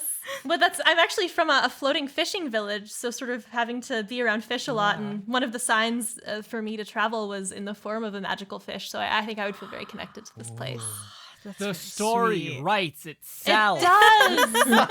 It fucking writes Listen, itself. this is the power of co-writers, everyone. Like 5 of us together, we are unbeatable. We are unbeatable. Okay, this part Season 1 comes out now. this part scares me. So the final Um, step is to name the place, name the town. Oh shit. Right? Warthaven. Sure. Wait, what was Warthaven it? is the name. Warthaven. Warthaven? Like Warthaven. Warthaven? Warthaven. Like warts Like on a wart warthog? like the plant. Like wart like the plant. Oh, with an O. Warthaven. Yeah. Okay. Ooh. I thought I was like thinking, skin like, wart. Sounds Warth. like Worthaven almost. Warthaven. Warthaven. Warthaven. People get people from Worthaven outside. and Warthaven mixed Yeah. up. They're two different towns. They're on that's opposite fun. sides of the continent, people. Oh, And Warthaven, that's Warthaven, it is- 3,000 miles west. 3,000 that. miles read away. the map What wrong, if? friend. Oh my god! What if there was like another town like called Worthaven that's like this tiny little nothing town, but like very foolish captains It's, like, who become landlocked. overconfident Oh. accidentally end up there sometimes. Yeah. It's like mostly landlocked, but it has the tiniest little river that leads into it. So captains are like, "Oh, this is why everyone's talking why it's such a big deal to get into Warthaven." It's And you have to like, go down this like tiny It's like ass people. river. It's like people who want to visit Newfoundland and they end up in New Brunswick Oh my god. because of St. John's and St. John. Except the difference is Yeah. 3,000 miles. Yes. Oh my I don't gosh, that know is how the we most went. confusing thing in Good, Canada. okay. Good Oh. stuff. Like Luke is I born think in we one have of more those. confusing things. Hear me out. Incredible. Okay. So now we're just done, right? That's it. Yep, that was Wanderhome. So the final thing to do before we can journey in is you're never gonna believe this step. It's to ask some questions and answer them collectively. Awesome. Awesome. I've used like 4 pages already. I have so much stuff. It's great. I want to say I was giggling my ass off earlier because Sarah, when you started this, I was like, Sarah, why don't you tell us about Wanderhome? And you're like, yeah, Russell, and you sounded like a mad scientist rustling through your notes. Do you understand now? Do you understand? Like I'm just dealing with like my papers, but you printed out like a bunch of things out as well. It's like you made a spreadsheet I and you need to get a printed good the grade in spreadsheet. Wanderhome. Yeah. Something that it is normal to want and possible to achieve. Oh no, these questions! I just read them again. Oh, Oh no. All are they right. good ones? Oh, we're gonna be here a while What longer. page is Well, it? I don't What think page we. is it Okay. at? 24. I don't think 24. I don't think we Okay. have to do the full process for No, this first but I question, still just think- a general vibe. It's yeah. Okay. Every time we gather, we will answer these questions together before playing. So collectively, we get to decide what sort of place did we just travel from. And we don't need to do the whole like roll for natures and everything. Yeah. Just like a general Worthaven. vibe of where did we just come from. What was this? What's the season that comes before Snow Blanket? Ooh, silt, I chill think. grass? Silt. but- Silt. Yeah, it's silt, but it's like chill grass, Ooh, something like let's the month check. itself. Because that would have been the month check. of the play when we I left want the to last get time. Oh, here we lost go. in the chill Yes, grass. the last month would have been the month of, that's Candle Feast. That's the holiday there. The month would be, grasping. Grasping is a cold and difficult month when the leaves have fallen from the trees and the silt air becomes uncomfortably cold. Ooh. That's sort of our So that was, transition like- into the colder month. Yeah, Mhm. that was the month when we had left the last place, or where we had experienced the last place, and then through our journey, it became chill, and the snow began to fall in blankets. Yes. Does anyone have a strong prompt that they can think of like the last place we went that was like harvesty or not, or post harvest, I guess? Well, we're currently in a port town. Mm-hmm. So what would be I don't know. Let's try going in maybe the opposite direction. What would be the opposite Did we of come Worthaven? by? That just makes me think, Sam. Though, did we come by boat, or did we come by Ooh. land? Oh. I think it'd be interesting if we came by boat, just because maybe we have a Ooh. connection to one of the captains. I think on- we should. Yeah. On the I think, port? I think Yeah. so, yeah. Ooh. The main question is, where did we come Um, from? Yeah. Whether we had to dance for them or deliver a letter to them or teach them or something of the sort. We came from a ways away, and we rode up on one of these chunky barges along the coast, maybe, so Mhm. that and then now we're here in the next big city. Yeah, maybe up we the came coast. from maybe like a beach town and or something like that, like Yeah. with access to water. Yeah, that was like the cold air was setting in. Maybe we were there for a while, and the cold air was setting Oh, in. yeah. Yeah, maybe we were there for like the summer, and then as like fall came in and everything, we sort Yeah. of just started moving up Mhm. north because we knew this whole festival was happening in the first place. Yeah, I think that sounds fine. Mhm. That's specific enough, I Yeah. think. We met this captain while we were there. They were vacationing, and doing their regular trade, and so we moved up along the coast. Yeah. Okay, so that's like it for what's the name of someone name the captain though? That pelican captain. I'll write it down. on Captain the Bright post-it. Breeches. Bright Breeches. Oh, Bright Breeches. oddly enough, does not wear bright breeches. Captain Percival Bright Breeches. With his first mate Chooms. Percival. I love it. Percival Bright Breeches. What was his first name, man? Percival. Bright breeches. Is that right? But Ben Yeah. was like, and his first mate. And his first mate Oh. Chooms. Tombs? Chooms. Are they both pelicans? Yes. Perfect. What if Chooms was a rabbit though? Okay, Chooms And can be was a rabbit. Was absolutely not suited to be out here. Oh, Absolutely scared shitless. Okay. that's fun. Okay, so we came from a small beach town, and we sort of befriended Captain Bright Breeches, and we made our way to the town of Worthaven.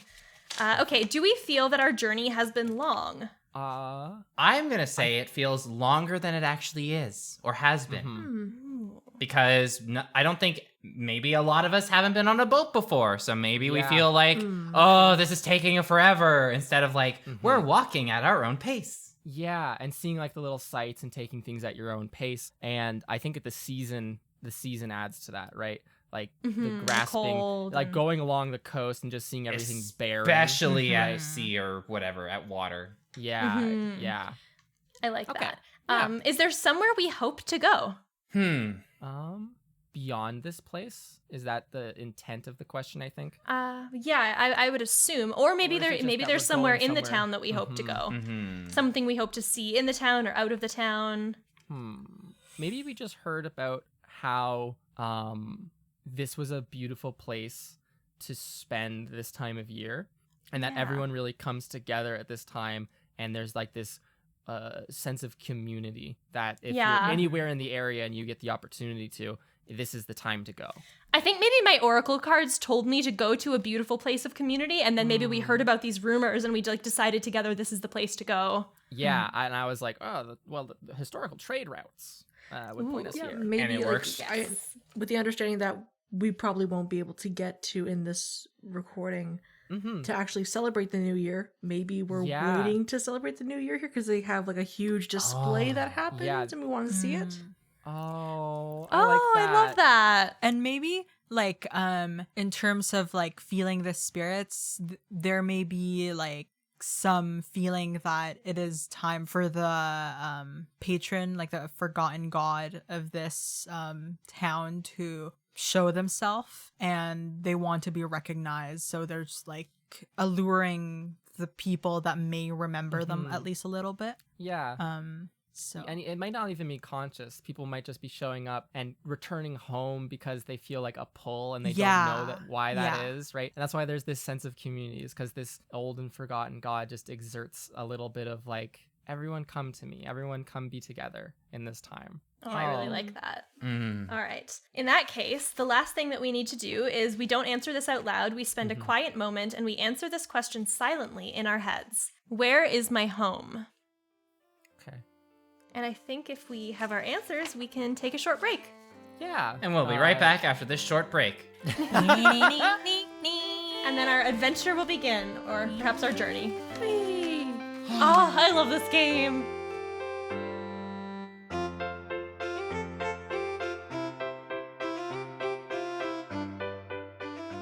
All right. So the next step then is our journey to begin. And so I guess we are all going to arrive into this town of Worthaven. You know, we hear probably chatters from different kinds of animals as they're calling out their wares and their prices, probably in various different currencies that we are not used to. I think we probably like smell roasted spices. You know, that's probably one of the first things we smell as we come in, as we enter this port town, and we get to know it. As I feel like our boat probably stops a little earlier than it normally would, just because like some of the ice has started to crystallize around the water, and so it probably like parks right into like a big snowbank or something like that. Yeah, it probably gets difficult for a lot of ships at this time of the year to port normally without getting stuck by some sort of ice or snow. I think, I guess Percival and Shooms are probably like standing there at the ship. Like Percival's like probably eyeing the the mulled wine that they're selling over there, like excited to get some into his beak. He's like, "All right, everyone, we've arrived in the town of Warthaven. Welcome." Shooms is like convulsing, like over the side of the fucking barge, just like, oh, sweet land. Oh, I thought I'd never see you again. Oh, you get used to it in the water. It's nothing. It's just, and then Percival just vomits over to the side. Seasick too, but trying to hide it. You know I can't handle the seas very well. Are you okay over there? Oh, I'm all right. Welcome to Warthaven. Soul, you said that these people were good to bring us on our voyage. They seem fairly incompetent in what they're doing. Are you sure that this was the right choice? I hope they're okay. Yes. They seem rather preoccupied. The word incompetent is a bit harsh, but I apologize. Novak kind of like puts a hand up in apology to these people that are right there, but still too busy trying to get some lungfuls of fresh air and to really notice the insult there. Well, I don't know about all of you, but I'm gonna get off this barge now, I think. Yeah, that might be a good idea. The cards told me they serve wines here of some kind. I don't suppose any of you would like something to ease the cold a little bit. If my reading was proper, which it was, the wines, to my knowledge, it's a new spice blend every single year. So in a manner of serving the tradition of the town, the unending changes year to year. The wine itself comes from the same stock each year, and the spices that they add to it to mull it, to take the edge off the heat, to warm you up inside in these cold days. That changes year to year. But I for one, am frigid in my bones and would love nothing more than to get a cup of that. Ooh, let me hop it out with you. Oh, it's so beautiful here. I've never been this far. Be quite careful near the water. You wouldn't want to fall in. It's already cold enough as is with just the air. Yeah, I might need a little help wandering around in the ports here. I can't really see very well. Oh, I don't want to end up falling into the water. I can totally let you know where we're going. have you been here before? No, I just hop and go wherever my heart tells me. What is your heart telling you? It's telling me to get off the boat. Get off the boat then. Ruby Sue, feel free. Hop along. I think all of our hearts are in agreement there. I'm in agreement. Most certainly. Soul is already on top of one of the far crates and kind of just looking around. And then they point to the distance and say, I think I found the wine. Our guide has proved useful. Oh, fantastic. Once again. Perfect. Careful there, Ruby Sue, and Novak with his cane will walk down the small plank onto the dock itself, following close behind, trying his best not to slip on the floor or slip on the cold stone beneath and all these things. Bounce, bounce, bounce. I'm like bouncing on the plank because that's how I walk. Careful for ice. I think I step up too, but I'm sort of looking into the water at some of like the koi fish and just sort of watching them jump. And I sort of just take a moment to do that as I start to head into the port town. Yeah. I'm almost certainly watching my step because I can't see very well, especially in chill. It's very difficult for me to discern what is what because everything's covered in snow. Everything's white. It just gets muddled and everything. It's cold. Yeah. So it gets really hard for me to figure out where I'm going and what is what. With you asking for help, Soul 100% kind of notices, I've kind of wandered from the group again, and climbs down the crates and kind of goes over to help whoever needs help getting off the boat. Yeah, I think Novak would very readily accept help, and I think Novak would allow, if they need it, Angelo to receive help first and foremost.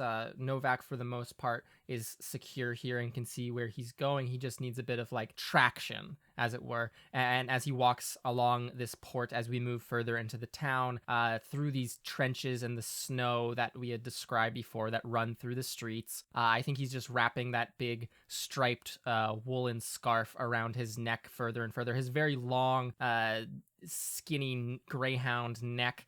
He's wearing a turtleneck already and some very thick woolen pants and thick wool. It's probably 2 or 3 pairs of socks, a big pair of mittens, everything, earmuffs, the whole deal. Just to try to stave off any of this chill, constantly taking the glasses off, blowing the condensation off of them, the whole thing, from keeping them from fogging up, and just trying to keep up with these young ones. Yeah. And then chooms from the distance. You'll hear an audible and they'll like bellow out, "Enjoy your stay at Warthaven. Don't be a stranger." Should we probably Jim's having a rough one. He's not doing well. Should we probably get them some ginger for their stomach? I hope you feel better very soon. I think one of the other Pelican captains kind of looks over at Captain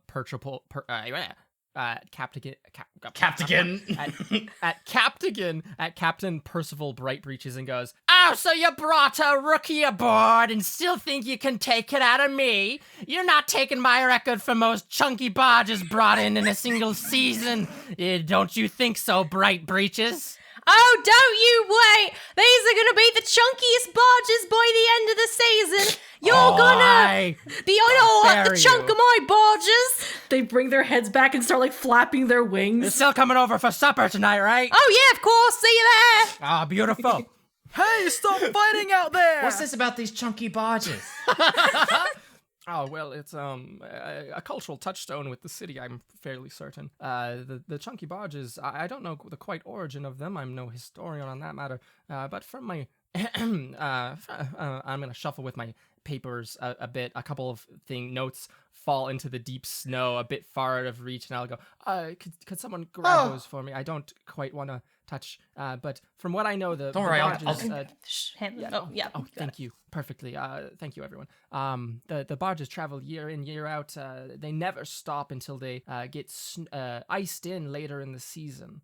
But until then, the chunkiness is just so that they can haul more freight day by day and not sink so low into the water as to strike any of the koi fish. Must Koi keep them safe from the ice too. I would have thought this town was a little bit lonely, but I can see that's quite the opposite. Yeah, I think there'd probably be like these merchants sort of like yelling and shouting over. I think you can probably see like some sheep kids like kind of chasing each other, weaving like in between these 100%, yeah. these kind of tunnels that have been dug for them. I think Yeah. like probably one of them is like kind of chasing the other playfully, and one of them just like dives into the snow below the tunnel. Oh, You know and how then the thing that foxes, like foxes do when they hunt in snow, where they like jump up and dive in? Yeah! I Yeah. just imagine a ton of those little holes dotted Oh about, my like, through gosh. the snowbanks. And so And like then the one little of- fox kids and sheep kids and rabbit kids are just running through them. So cute. one of the foxes like got their mom just buy them like a new cone of ice cream, and then one of those foxes like accidentally hit them and totally dropped their ice cream on the ground. Snow cones with maple syrup. Oh, it's getting more and more Canadian around here. Yes, it is. And then a kid like has their like tongue stuck on an ice one of the wall. one of the metal stall poles. Oh my God. Yeah. Ooh, I have like a little challenge that I think could be kind of fun to introduce if that's something people are Ooh, a interested in. challenge? I think there's a little thing. Yeah, I think there's a market stall, and everybody is sort of shouting very very loudly and like selling various spices and wares. And I think there's Come this... get your cinnamon. Come get your cinnamon from Buttery Barbs. spices, get the best spices. Cinnamon, what about some healthy cardamom to give us some spice to your dishes at night? I only sell chili here. Come get some chili. It's warm and delicious. All the best scarves. And I think there is this Arctic fox woman in this sort of this heavy coat, and she has her kind of cauldron of mulled wine. But I think it's getting very empty, and it's not like warm anymore. And I think she's sort of like looking around a little bit dejectedly.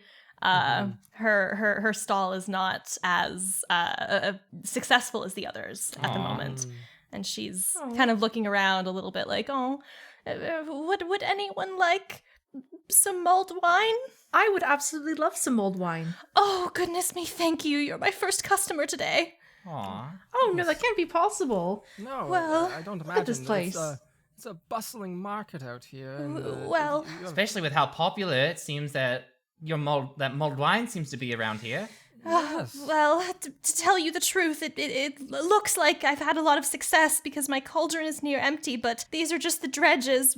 When I came down to the market today, and she sort of gestures, and you can kind of see like a red spill and like some snow melting, and she says, I spilled my mulled wine, and I had made so much, and I'd like to get the ingredients from the market, but I can't leave my stall. What if someone wants to buy the dredges? Of course. Well, Well, I think how- that shouldn't be no problem. Yeah? We can help her? Oh, Yeah. oh, that would be so generous. Absolutely. If you can help me, I'd offer you as much wine as you can drink. I don't Could think you show- I don't could think you I show can, me- but we'd love no, to help of course you. Not little Ruby Sue. I'm afraid we didn't catch your name. My name is Agatha Butterwell. Lots of butter names around this town. It must be a cultural phenomenon. Oh, it's a tradition. You know, you name your children after your own favorite market export, oftentimes. Susan Spiced over I there. also might have heard in the markets a bit that the great George Butterwell was the founder of this town. I thought that's what I heard some of the locals So talking you about. come from a great pedigree, then. Oh, yes, George Butterwell was my great-great-uncle. Oh, that statue over there, you mean? The very one. It's a statue of a very like gallant looking Arctic fox Yes. holding up a What's small stick of butter to the sky.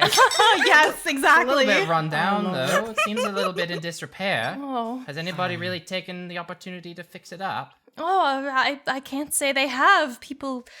Folks have had other things on their mind. It's a little bit in need of some care, I do say. Like they're chunky barges, I Yes, imagine.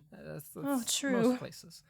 Could you possibly show me? I know it might be a family secret of some sort, but no matter if I could help in any way whatsoever with mixing, if you could just show me the process or show me what you need us to gather from the market. Of course. And I think she has like a big an apron dress, I think, and so she's rooting through these really deep pockets and sort of, her hand is sort of like digging through things. And I think that she pulls out this like weathered scrap of parchment, and in very, very neat cursive, there's a recipe. And I think that she'd hand it over to anyone who'd like to take it. And I can name a couple sort of mulled wine ingredients that could be there. There could be like some star anise. There could be like some allspice. There's like a sweetener, some wine. Probably anything else if anyone wants to like name Honey. a tasty mulled wine spice. Yeah. Oh At least we yeah. know where to find the spice. Yeah. Some nice honey. Honey, star anise, allspice. Ooh, pardon? Sugar?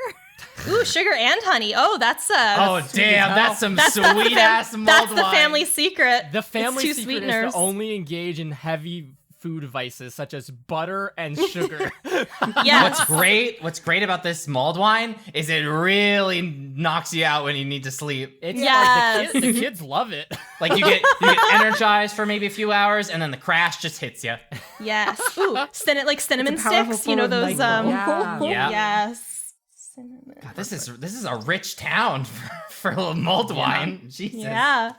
I think she would hand this over. Well, I mean, it must be a yearly tradition at this point. True. Oh, definitely. And she'd say, "This is the family recipe. Please take good care of this. And if you by all can means. gather any ingredients, I would be so thankful."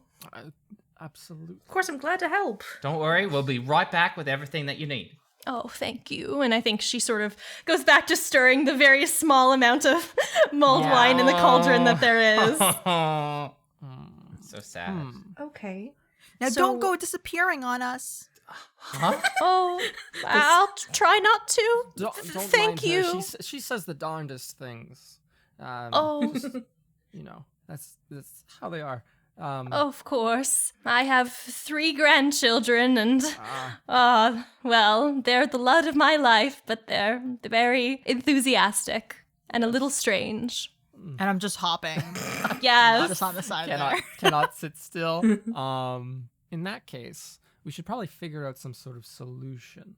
The stalls around are like well stocked. I imagine there to be quite a lot of foot traffic at this time. What time of day do we think it is, actually? I want to say it's 2 p.m. Okay. I think that's a good Okay. time. Yeah, that's about what I was. Not too imagining as early, well. not too late. Pulled into portal maybe a little bit later than we were supposed to, sort of Yeah, but thing. I Yeah, expect I we were like supposed that. to arrive at like maybe 1:15, but we ended Yeah. up getting there like 45 minutes late. Because they Yeah, were throwing definitely up the the weather entire had time. something to do. Yes, they were throwing up multiple times.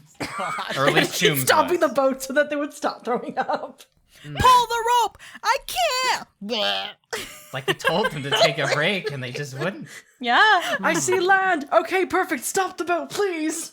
I think as we walk around, we would see the different merchants. It would probably be pretty easy just because they're all yelling out what they're selling to identify Oh, yeah, definitely true. Yeah. where we needed to go. But I think an interesting conundrum, what would happen is if anyone was to approach any of these stalls. So, for example, okay, this would be quite good. We would see a merchant, a rabbit with a large stall that seems to have like what looks like large jars filled with a golden viscous liquid honey, looking bright and delicious on this lovely afternoon day. They're wearing an apron, slick, and in front of them on the counter actually is like the little trough that they're putting snow in to like roll kids up, like the little honey treats that they can take. And as everyone walks up, you see on the sign it says 1 quart of honey for 40 7 heads of tails. Heads of tails. Heads of tails. Ooh. I imagine that the recipe for the wine would have some sort of measurements because it was the Yes. recipe itself and not just a Yeah. list of ingredients. How much do you think that we would need right now? Ooh, I was imagining a pretty big pot. Yeah, for like a big cauldron, you'd probably need. I'm like trying to think back about like making mulled wine at home. I feel like you'd probably need maybe like a cup or because if you have 2 sources of sugar, so I imagine you're doing half and half. So maybe like a Yeah. cup of honey. Mhm. Okay, Okay. so Okay. a quart would So fully first things satisfy. You first. could bargain for it. What the heck is a tail?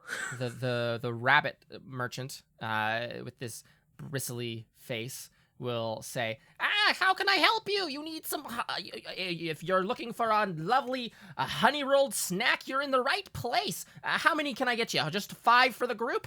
Oh, Honey rolled snacks on the sticks, and they're starting to pull at like little skewers out from the side to like pouring honey on the little snow trough in front of them, getting everything set up as if you were here to purchase the snacks. Well, you see, we're in a bit of a conundrum. Oh. We actually require, and Soul will kind of look around the group and kind of raise their hands to kind of make like the numbers go in the head properly. And I believe we would need half a cup of honey if it were possible. Well, I'll tell you this much. We sell them. I forgot the voice already. We sell them by the quart, but just by the look, you look like out of towners. Isn't that right? You don't look like you're from around here. I've never seen your faces before. we are travelers. Yes, We're not from here, no. How about you say We just I came in. cut you all a deal? I'll give you exactly how much honey you need, but But you gotta pay full price for it. and what That's is not full really price too again? well.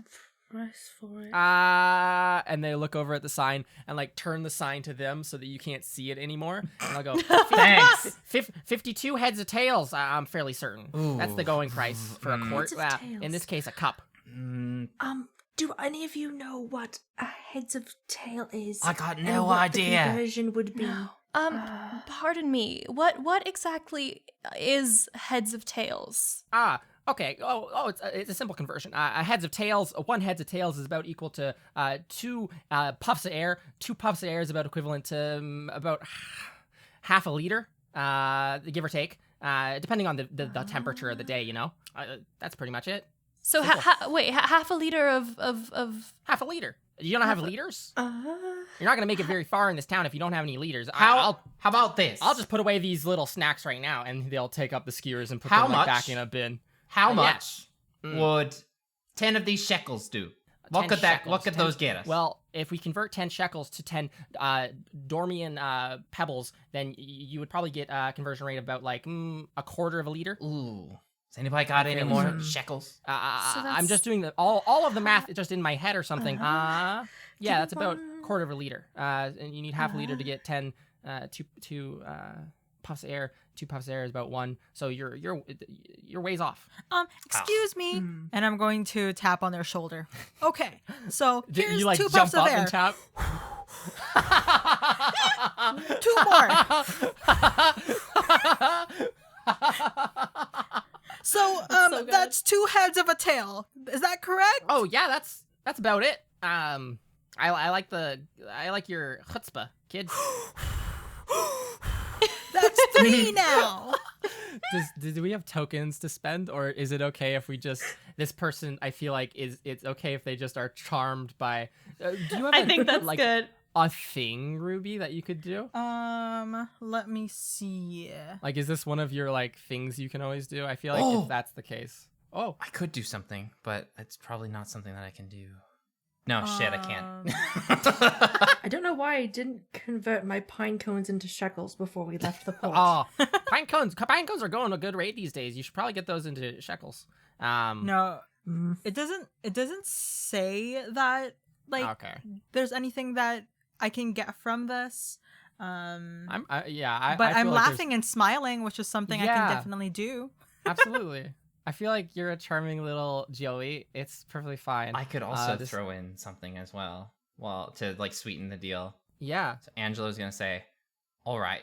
I Yeah. I am a moth tender. Yes. So You got 17 puffs of air and whatever you're offering. if you have any letters or packages that you want to entrust with me, I will be able to go to a moth tower later. I will hand over whatever package that you have to one of the moths there, and I will do it free of charge. Oh, well. If I did this for you, would you be able to spare some of your delicious honey that you've worked so hard to sell here today? I mean, a piece of postage. I have a little care package or a little jar of honey I'm trying to send to my son. He just moved away last month. I'm fairly beginning of last month. He moved away. Missed the boy dearly. Sent me a letter last week asking for some honey. So I'm trying to send it down to him, but the postage that they're charging is just outrageous. You know, those bargemen, like with their chunky barges, they're like 82 horned pennies. Yes. And that'll send it out. And I'm like, I don't have 82 I can horned pennies. definitely imagine how frustrating that is. I'm not made of liters over here. I'm just running a honey booth, so I can absolutely cut you a deal on the honey you need for if you can send just a little jar to my son. All right, yeah, I could definitely do that for you. Absolutely. That would be great. Would you say that counts as inconveniencing yourself to help someone else? I would say yes. You get a token. Mysterious voice in the sky. I'm getting right used to this accent. You're doing a fucking great job, Ben. Straight up. I don't know what happened to me. You've gotten possessed. I got possessed gone by down under. Australia. So this bristly rabbit merchant packages up both a quart of honey for you, or for all of us, Yay! and also for his son, who moved Excellent. down south last month. Oh, we can check off honey from our list of ingredients. Yeah. We still need wine, star anise, allspice, sugar, and cinnamon sticks. Ooh, I've got a good idea, Ooh. but Sam can go first. 100% Soul was probably kind of wrapped up in watching like everyone kind of bustle around in the small town. So I know for a fact that they probably just did not see where Agatha had pointed towards the spice stall. Yeah. So they're gonna look over to you all and kind of like I imagine that they're still kind of guiding Angelo on their arm. And they're gonna look at everyone and say, so I think the next closest place would be the spice, and just kind of looks at all of you to be like, am I right? Or I'm sorry, all these stands look the same to me. It's a bit chilly out. My glasses are fogging up constantly. If you say it's spice. Let's go that way. I'm All right, rolling let's get a move on, eh? All right, Eden. Yes. I agree Eden's with just you. having a good time. Yeah. Follow our noses. Yeah. Soul sticks their finger in their mouth and like gets it wet and kind of points it towards the sky, and then kind of twirls their finger around a couple of seconds before pointing in the exact opposite direction. We don't know that. It's like, I think we have to go this way. Okay. We all follow. Yeah. Along Lead the this way, I smart say. path. Lead the way, they say. Oh, actually, And I find somehow they end up, we kind of I end get up, a token if I tell someone to lead the way. Oh, really? Really? That's literally Wow. says in the playbook. Say lead the way. They get a token. Oh no, you get a token. You get a token for leading the way, Soul. Free Lead the money. way, It's Soul. even better. Yeah. Yes. hell yeah. This is so good. And while Soul does lead the way, it kind of somehow takes us out of the market area as a bunch of crowds are kind of pushing themselves into the space. Yeah. And it's suddenly, oh. Before Rue follows you all, so she was bouncing at the stall, and she's going to say, "Thank you so much for the honey. Can you please be my friend?" Oh. You know what? I said it already. I like your chutzpah. Forgot the voice again. Chutzpah. I like your chutzpah. That's actually one of the traits of this market person is they just change their voice depending on what they think the customer wants to hear. I completely forgot that we're supposed to be like rolling for people's traits and coming up with these characters' traits as we make them instead of just improvising everything. I kind of prefer improvising. It's fun that way. Remember that for next time, though. Yeah, remember that for next time. We're not using like half the book. I'll be friends with you. The name's Ronald. McDonald? Ronald the rabbit. McDonald. But does that cop as copyright infringement? No, It's Ronald fine. McDonald Someone is could not just a. be Ronald named McDonald that. isn't I the hope copyright not. itself. It is not. It is not a rabbit merchant. who Ronnie sells- McDonnie. Robbie Yeah, McDonnie. you can call him. All my friends call me Ronnie Donnie. Ronnie Donnie. That's so Thank you fucking so funny. much, Ronnie. Ronnie Donnie's Tasty Honey. Yeah, that's the name of the Oh. shop. Ronnie Donnie's Tasty Hell yeah. Honey. Holy Yeah, shit. You only see that that's the name because he then twists back the sign and you see that it was like way under, like he was way overcharging. But he sticks out his hand and like gives you a big shake. I'm not gonna shake it. I'm going to high five it. Yeah, he high fives you. Oh my And god. he goes, "Have a good one out there, and watch out. There's thieves about." Where? Thieves. I'm gonna pretend I didn't just hear that. 33 thieves. Oh gosh. That's a lot. Thieves. And then I'm just gonna start counting the people, like in my head. 1, 2, 3. Yeah, as Soul leads us all out of the market, essentially, Ruby Sue is just going, counting every single person we walk by, going 1, 2, 3, 4, 5, 6, 7, like as high Aw. as she can. And I think if she ever struggled at all, Novak would wait for a moment to see if she was gonna get it by herself, and then be like, "This is the next number. Aw. The next one's 17. Do you remember what comes after that?" Remember what 50. You're skipping a few. So close, dear. 18. We'll go over this again it's tonight. You're getting very good at it, though. Thank you so much. And I'm just nodding my head. Okay, so where do we end up? Oh, Ben, you said you Okay, had an idea? I did, but I want to see where Sam takes us before I Ooh, okay. interject. Yes. how do I imagine this happening? So to ask this, Mhm. can we somehow move on to one of the next places? For instance, if we ended up in the farm area for some reason. Like the market Yeah, the farm, farm. port thing. So yeah, it's all the same place, but we can absolutely move out of like that city center into like the rural areas where like all the little sheep kids are putting up little sheep sheepmen or sheep snow people and the like Snow sheep. Snow sheep. That's the word, Sarah. What did they put for like the little? Oh, we already talked about this. Yeah, and it has like. Oh, as we're walking by, I think Novak would like absolutely be taking a couple of extra scarves or a hat. There's like a very thick woolen jacket or like a leather jacket that they will put on. Actually, I don't want to deal with the ethics of leather in this world. It's a woolen, it's a woolen jacket. They pull it over their mini layers already. Mm-hmm. Okay, I think I may have lost the destination. Ooh, is that one of your things you can do? I don't think so. I believe one of the many tricks I have for my character. Uh-huh. Let me see here. I mean, technically, I just kind of kept walking, and that is one of my things. Okay, so yeah, tell us describe everything to us, right?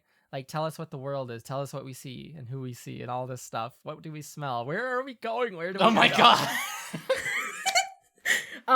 So for the first couple of minutes, it seemed that like we were still in the marketplace well enough that we could be going in the right direction. But we sort of reached a spot where the crowd kind of bunched up as people were entering the space, and then it suddenly very much lessened. Yeah. But Soul didn't really kind of went with their gut on this and kind of just kept walking in a straight line towards what looked like an important area and ended up being sort of the outskirts of the town itself. And very suddenly we're all sort of just standing just outside the kind of main like little gates of the town and are sort of just kind of standing in these little fields that have like fences to kind of cut off properties and such. And we can still see some people are definitely wandering around, but it's very clearly not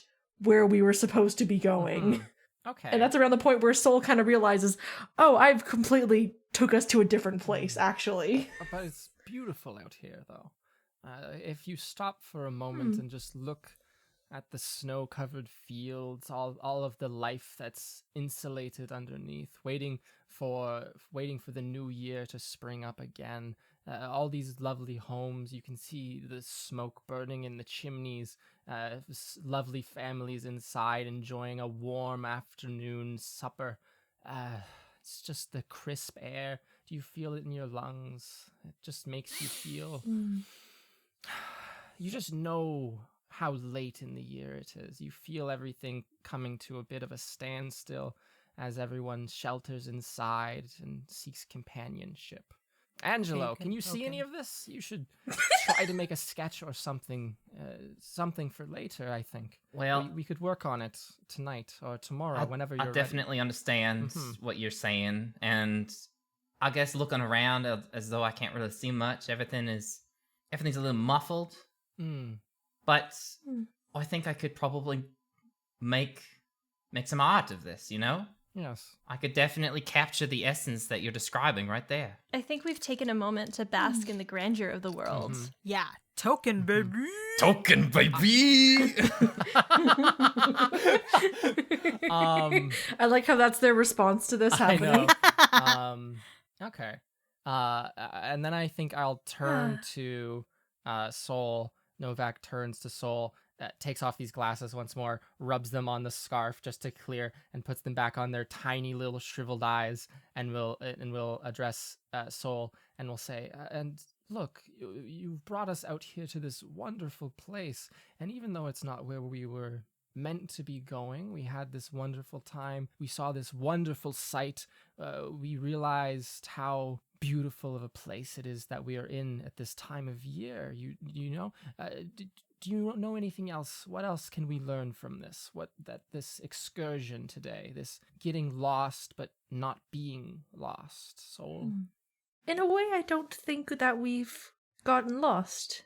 It's all connected to each other. And though it definitely might not be where we could have been right now, we're here. And I honestly think it's just very relaxing and nice. It is. Also, If we're I here, asked... we're here for a good reason. Oh. I asked, what can we learn from this? So, Soul, please take a token since you reflected on what's around you and what you've learned. Oh. While all of this is happening, I'm just playing my my instrument in the background because it's so beautiful. Yeah. Like Oh, and it just kind of adds to the magic. A nice soundtrack for the snow. I wonder if, as we sort of head, we head out and we're sort of in these like smaller farm areas, I wonder if like maybe we can smell sort of like baking from some like nearby home.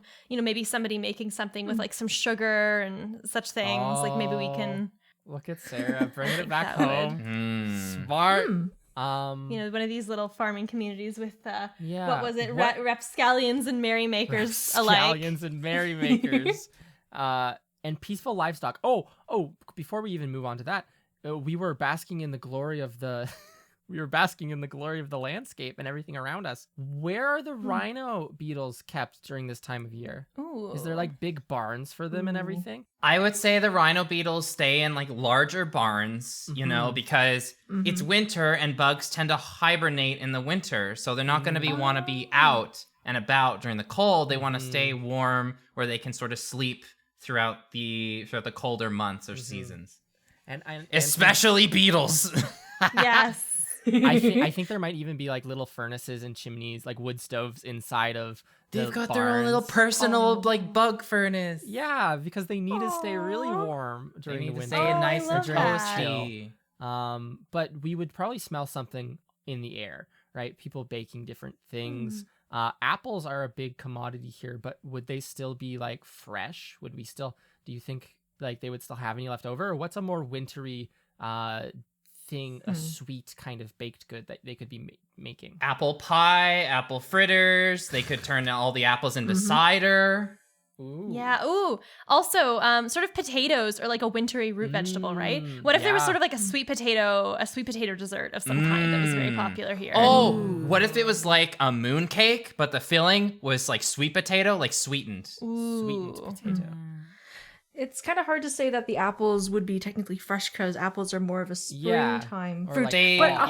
100%, if 100% Agatha would have had maybe something preserved. So anything that we grab from a friendly passerby or a friendly homemaker, it would also be preserved. It wouldn't lose any of its That's true. properties that it would give the mulled wine. What if okay, so there's probably like this sweet sweetened potato kind of cake that people are making, or people making just like sweet potato breads and such and the like. I like the cake thing a lot, quite frankly.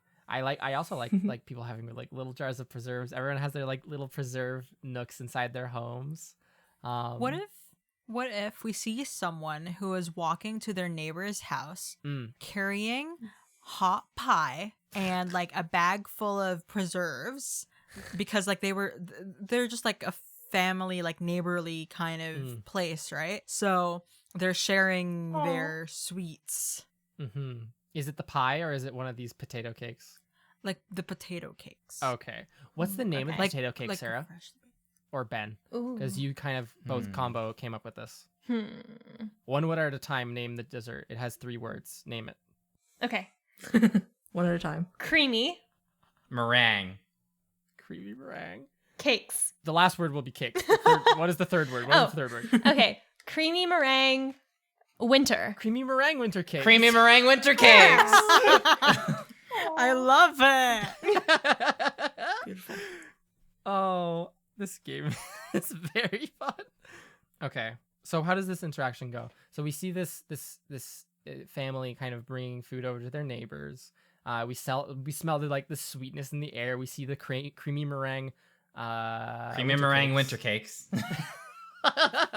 I love it. How does it go, Carla? What goes? How does this interaction go? You're the one who was like, "Oh, this is what's happening." Yeah, take lead. So I'm gonna hop. Like I'm going to. I smell something sweet, and then I'm going to start hopping. Mm-hmm.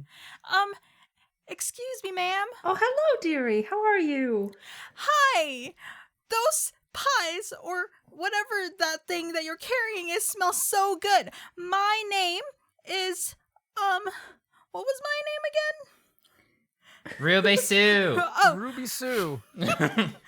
Isn't Oh, she the hello. darndest thing? Oh, I'm so sorry. She's got quite the I can just imagination. smell it. And like I forgot everything. It smells so good. My name is Ruby Sue and I am a kangaroo Joey. Hello, it's so nice to meet you. My name is Evelyn, and I like to imagine that she's a what would she be? Help me out here. We haven't seen an. Oh wait, the sheeps live in the country. Oh yeah, Evelyn the sheep. Oh, very true. Evelyn the sheep. Yeah, she's just a lovely sheep. The meringue, And she has a little the meringue and looks even like though sheep's she's blood. nice and warm from her wool, she also has this little shawl on her shoulders Aw. and a nice little hat on her head, and she's kind of carrying everything as we had described previously. Yeah. And she's kind of kneeling down in front of Ruby, and she has like a warm smile on her face. Oh. And she's just kind of like, I don't know, she's just loving the energy that Ruby is giving her, definitely. I hate to intrude here. Sorry, Ruby Sue. I know you're trying to make friends.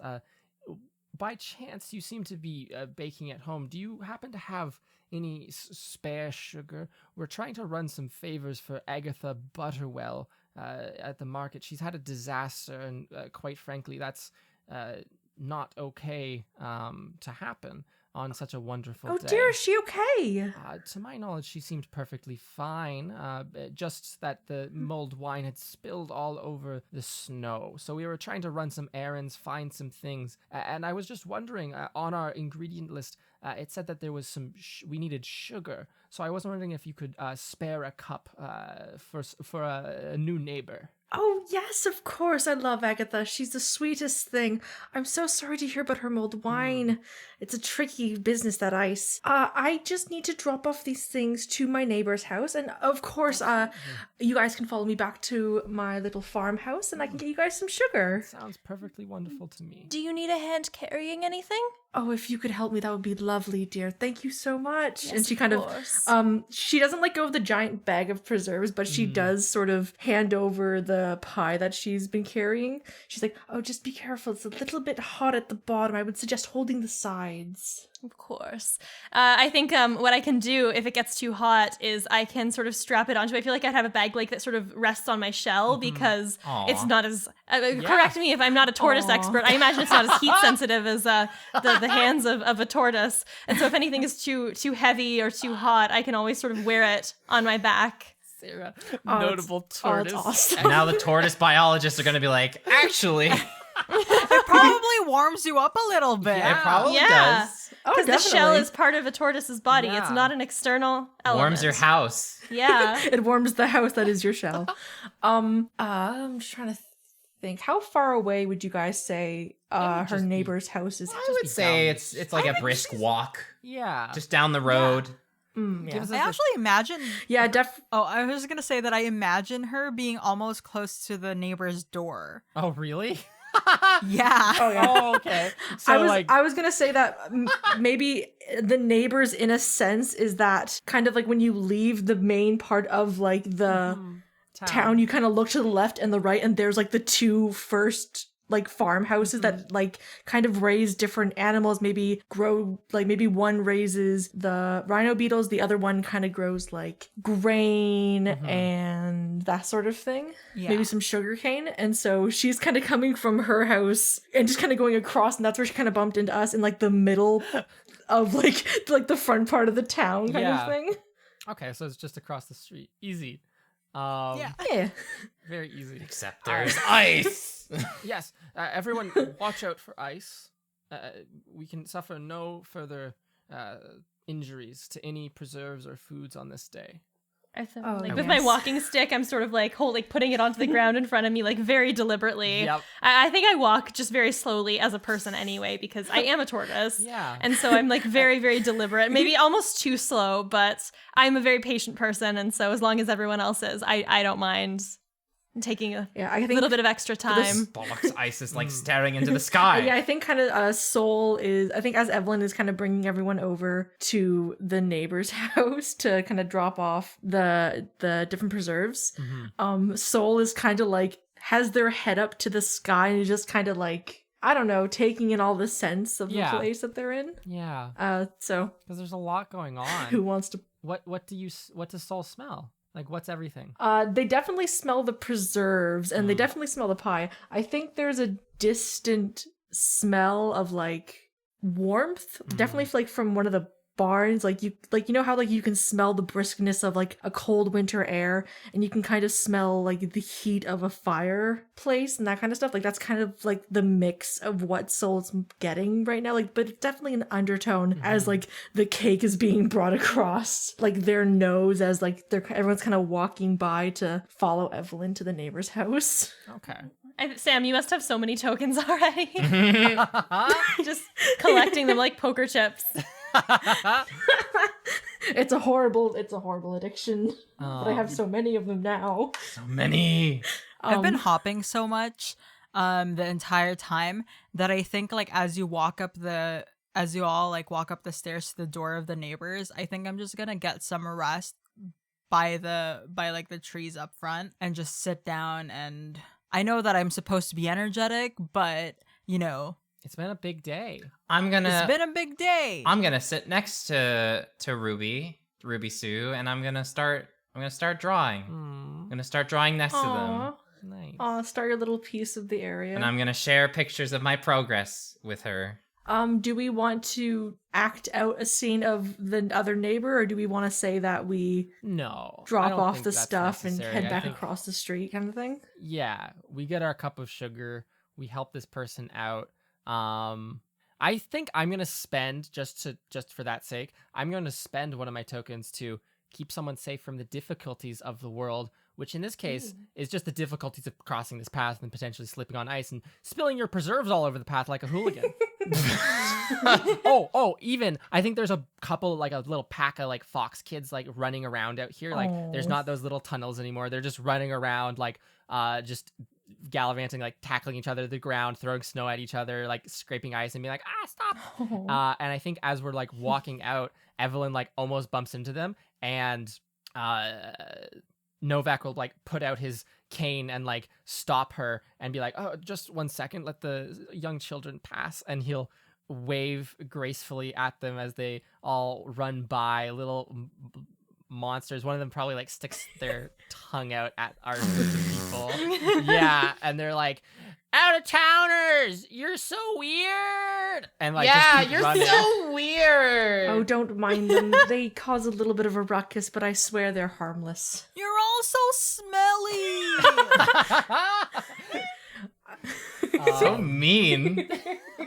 These they're rapscallions. Oh my They gosh. are. One of them takes a little like snowball and like hits his friend in like the back while he's like three of them are like turned at the group of us, like being like "Wah," and like throwing like weird kid insults that are way too specific. Like your shell looks like it would fit someone who's like 2 feet taller than you. These kids are ruthless. Your shoes look like my And you're grandpa's. like, no, that's the thing I'm sensitive about. You're old. You're old. Yeah, just pointing up at like Evelyn and Novak and being like, you're both You're so old. Why do you just have a bunch of papers? Why not get a notebook? Your papers God, and on the while this floor is all again. happening, You can buy a notebook, you know. My dad sells them. down at the stall. He's a merchant. Okay, bye. Also selling their family business Bye. while being mean to the newcomers in town. and then one of the little fox kids like it hits them in the back of the head, and like just they continue running and pursuing, and one of them might be like, let's go bother the sheep kids. And they No, just they're run off. bullies. But we can walk Evelyn back across the road and get our little cup of sugar from her, and wish her a meaning evening. Oh yeah, she gives you guys a nice warm wave, and she hands Ruby a little it's similar to the honey snack in town, but it's 100% Yeah. like maple syrup, like sugar, like yeah. frozen Yeah, stick, yeah. and she gives it to Ooh. Ruby, and she says, "That's for being the sweetest little one in the world," and goes back into her little cottage. Do you think they do maple taffy here, where you pour maple syrup on snow and then you roll it up? Oh Yeah, I mean we've been doing Of that course. the entire time, Sarah. Jeez, are you? Well, yeah, but that Get was your with head out of honey. the clouds. That was honey. I'm talking I about bet maple there's like a syrup. feud in Yeah, town about like definitely. which one is better, the honey frozen treat or the maple Yeah. syrup Yeah, frozen like treat. honey versus maple syrup. It happens every year. They can never settle Yup, aside. yup. As soon as Evelyn closes the door, I'm going to yell, "You're sweet like sugar!" Aw, like the sugar that she Aw. gave you. Aw. Ruby Sue's adorable. I know. Okay, so we've gotten our sweetened stuff. What Honey else and is left on the sugar. list? Our spices and our wine. We have 3 yeah. spices, although one merchant might sell multiple, Yes. and we need the wine itself. Mhm. Starts whining. Yeah, someone lead us into getting one of those, solving that Mhm. little bit of a situation. Solving the spice? Yeah. Yeah, sure. Must Let's flow. see. So I would say after we've like basked in like the grandeur of like the farmlands, the snow covered, like the quietest of the place, meeting with Evelyn and assisting her with her duties to her neighbor, I would say that we're probably not going to find the other spices and stuff that we're looking for here. So recommendation is to head back into the market and see if there's anything else that we might be able to find. And just merging with the crowds and such, you hear there's like a noise that we hear. It's like a hey you Oh, yeah. Gabagools over there. Okay, that's not the voice I expected to come out of me. Lock it in. Holy That's shit. the one we're doing. And Hey, you Hey, gabagools. I'm walking here. I'm walking here.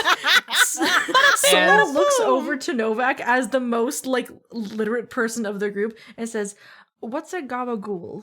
Well, in the formal term, Gabagool would translate to, in a courtly language, you schmucks.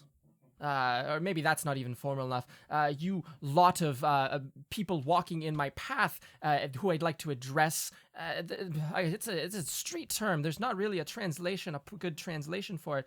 But anyways, I think as he's talking, I'm yeah. like looking over at where the voice is coming from, and like I'm sort of like searching around, and I'm sort of like poking my stick to like, all right, anyone, any tiny little person, wherever this voice is coming from. And you see in one of the stalls that has finally hanging various spices and such. Ooh. Like jars out front filled with like different ones like cinnamon, cardamom, permison. That's a fruit. It's in there. Turned into a spice. It's in there too. It's not a spice, but it's a fruit. Ben was It'll just do. on his roll. It'll do. And you see a pure white fox standing behind the counter, like arm on the counter, just like looking at all of us, and just like, yeah, I'm talking to you folks over there. Come on over here. Maybe I can interest you in some of the things I got over here. Well, that's exactly what we're happening to look for.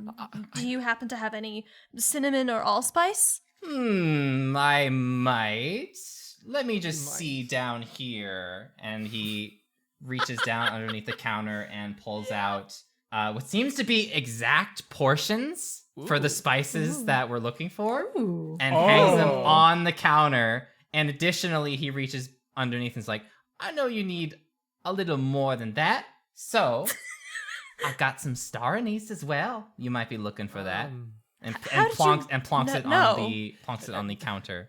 And now, Soul, I'm not sure if you've ever encountered a situation like this, but this merchant seems like a scam artist of a sort. A scam artist? What do you think you're playing at? I apologize. I meant to be whispering that a bit more quietly. But since it's in the air, scam artists typically follow you around. They'll put a tail on you and understand what you're... In this particular example, would be attempting to sell us a good for an exorbitant price. Listen here. Listen here. What are you charging? I am but a simple merchant. I am looking to sell my wares. I noticed that you folk were not from here, and I thought, this might serve as a prominent business opportunity. So are you saying? So are you saying the cinnamon is fake? You've almost got a dairy. No, because that's what scam artists say. No one, please, everyone, stop. That is cinnamon, please. Cinnamon. How dare you would even consider this? It's close. Unbelievable. We'll work on it tonight. Well, if you're not going to charge us high prices, what are you taking? Because I do have to admit the currency exchange rates were a little bit confusing. Well, I was going to charge for all of these 3 spices here for 50 spruce bark.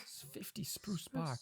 Spruce bark wasn't even on the conversion chart earlier. I was trying to take notes as he was speaking, and it's nowhere on there. What's the conversion for spruce bark? Oh, sorry. But my apologies. It's a scam. I could let that price slide. Slides. If Not that kind of slide. you can do something for me in return. It's the scam. Of course. What do you need? That seems reasonable. This is what they call in the street greasing the palm. Greasing the palm? What palm? There's no Oh, and grease if you on this can't tell, palm. my What? palm is very greasy, but not from that, but from practical business interactions with customers like you. Someone's staring at their hand confused because their palm is not greasy. Like puts his hand in like his fingers and he like winks. Oh my gosh. I think that like Eden is like thoroughly taken with this merchant. They're like, oh, this rules. They knew what we needed. Yeah, like they're so helpful. This is fate. The gods are speaking to me. Exactly. Like this is providence. I am a simple person. And greasy I only palms. ask that I get something simple in the return for sharing my products. What do you ask for? Agatha over there makes quite a good mulled wine every year. And it seems that she's followed on some down times. So, in my goodly being, I would want to help. And considering I am a little shy about going up to her, I was thinking perhaps you could fill that role for me. But All I ask for in the end is that you spare me a large cup of that delicious mulled wine. Oh, just one cup. Well, that Just one cup. 3. 3 cups. So there we go. 3 cups. Yes, that's the shoe. well that One for each jar. Soul is going to whisper to, I guess, the closest people to them, whether Ruby, Sue, and the others are all close by or not, and just kind of whisper, Yeah. I mean, we were offered in exchange for getting the ingredients glasses of mulled wine. I mean, it wouldn't be too hard to bring a couple of glasses over here, say thank you for helping us. Oh, yeah, I think this seems very simple.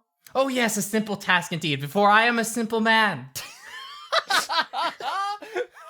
he gives another wink. Oh my god.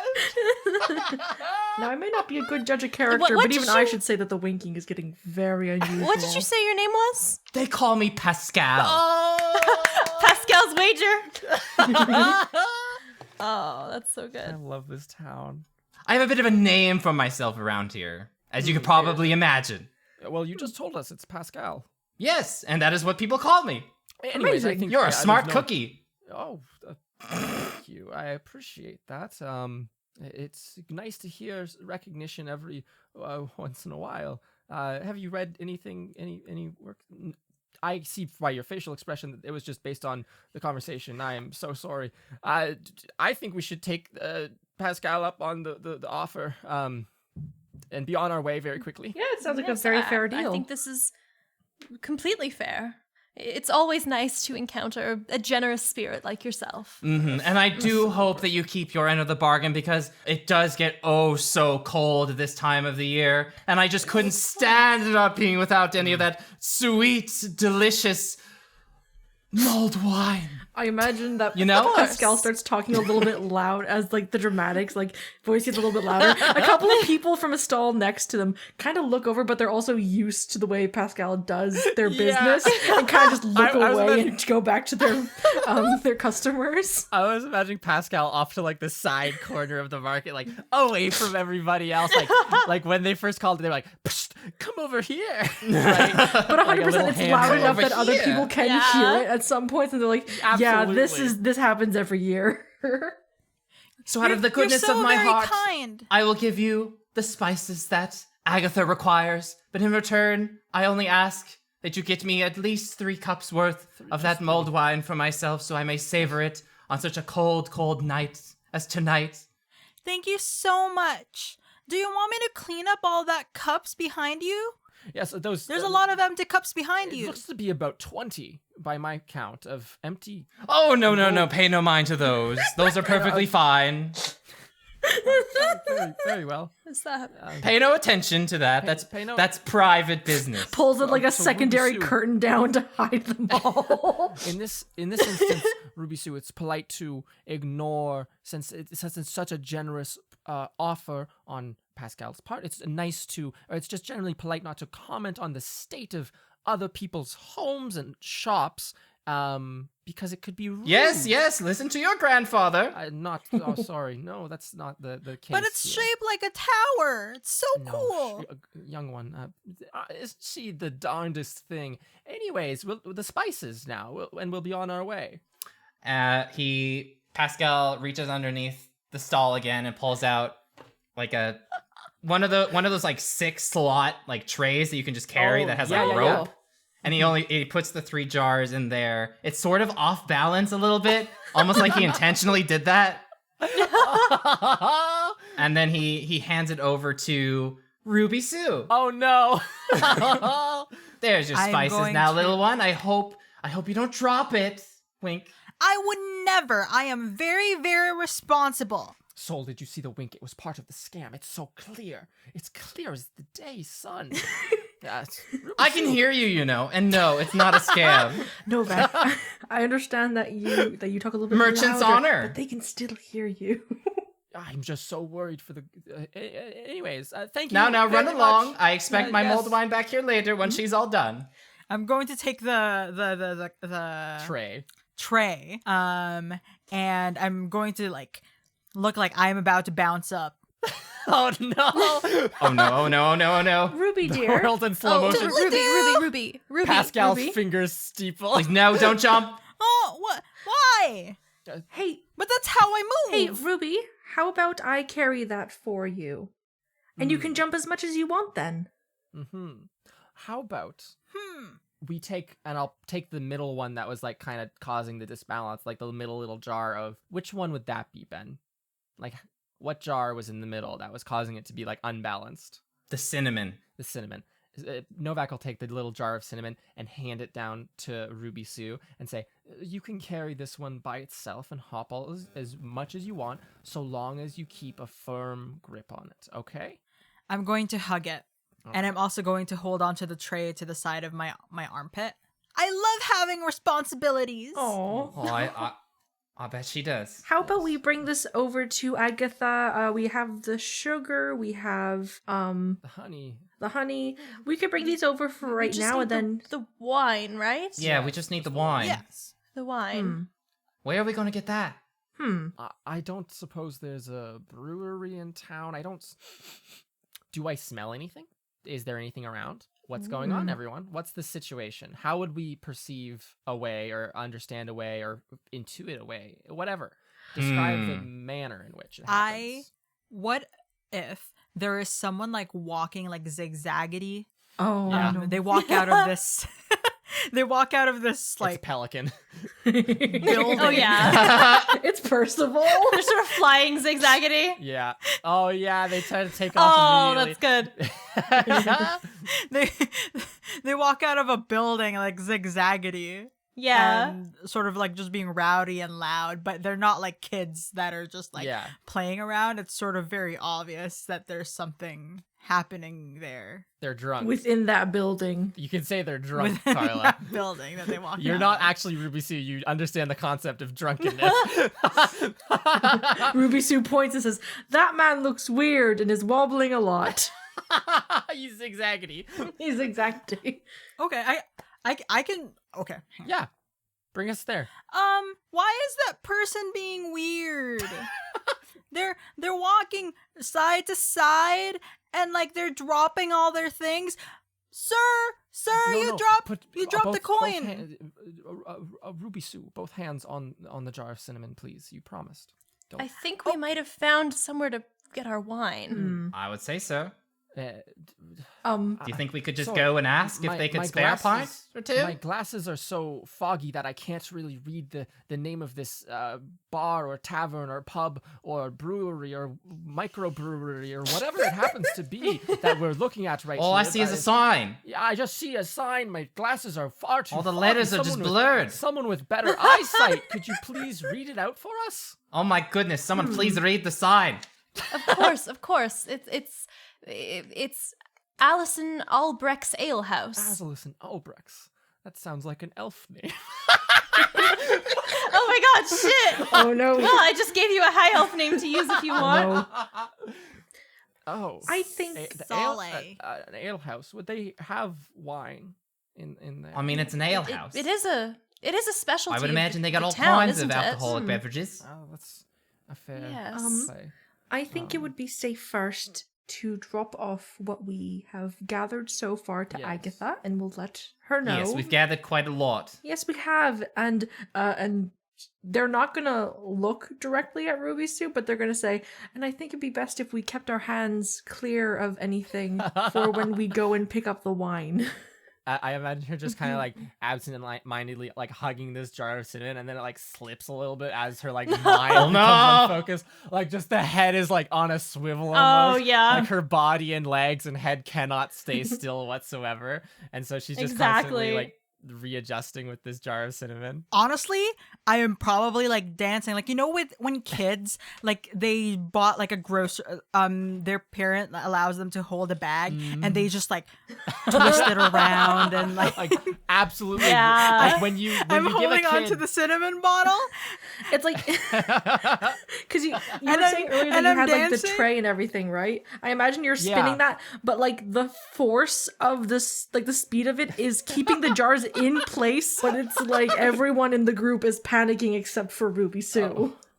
Yeah, like I'm probably like doing this and yeah. just like dancing around. Doing this, yeah. by the way, is like shaking the bottle around over the shoulders and stuff like that. My just like grip around my walking stick just like tightens in stress. I'm like, Yeah, ooh. absolutely same. Like the one, like the hand reaches out, like, and then like tentatively comes back of like, no, she needs to learn her own lessons.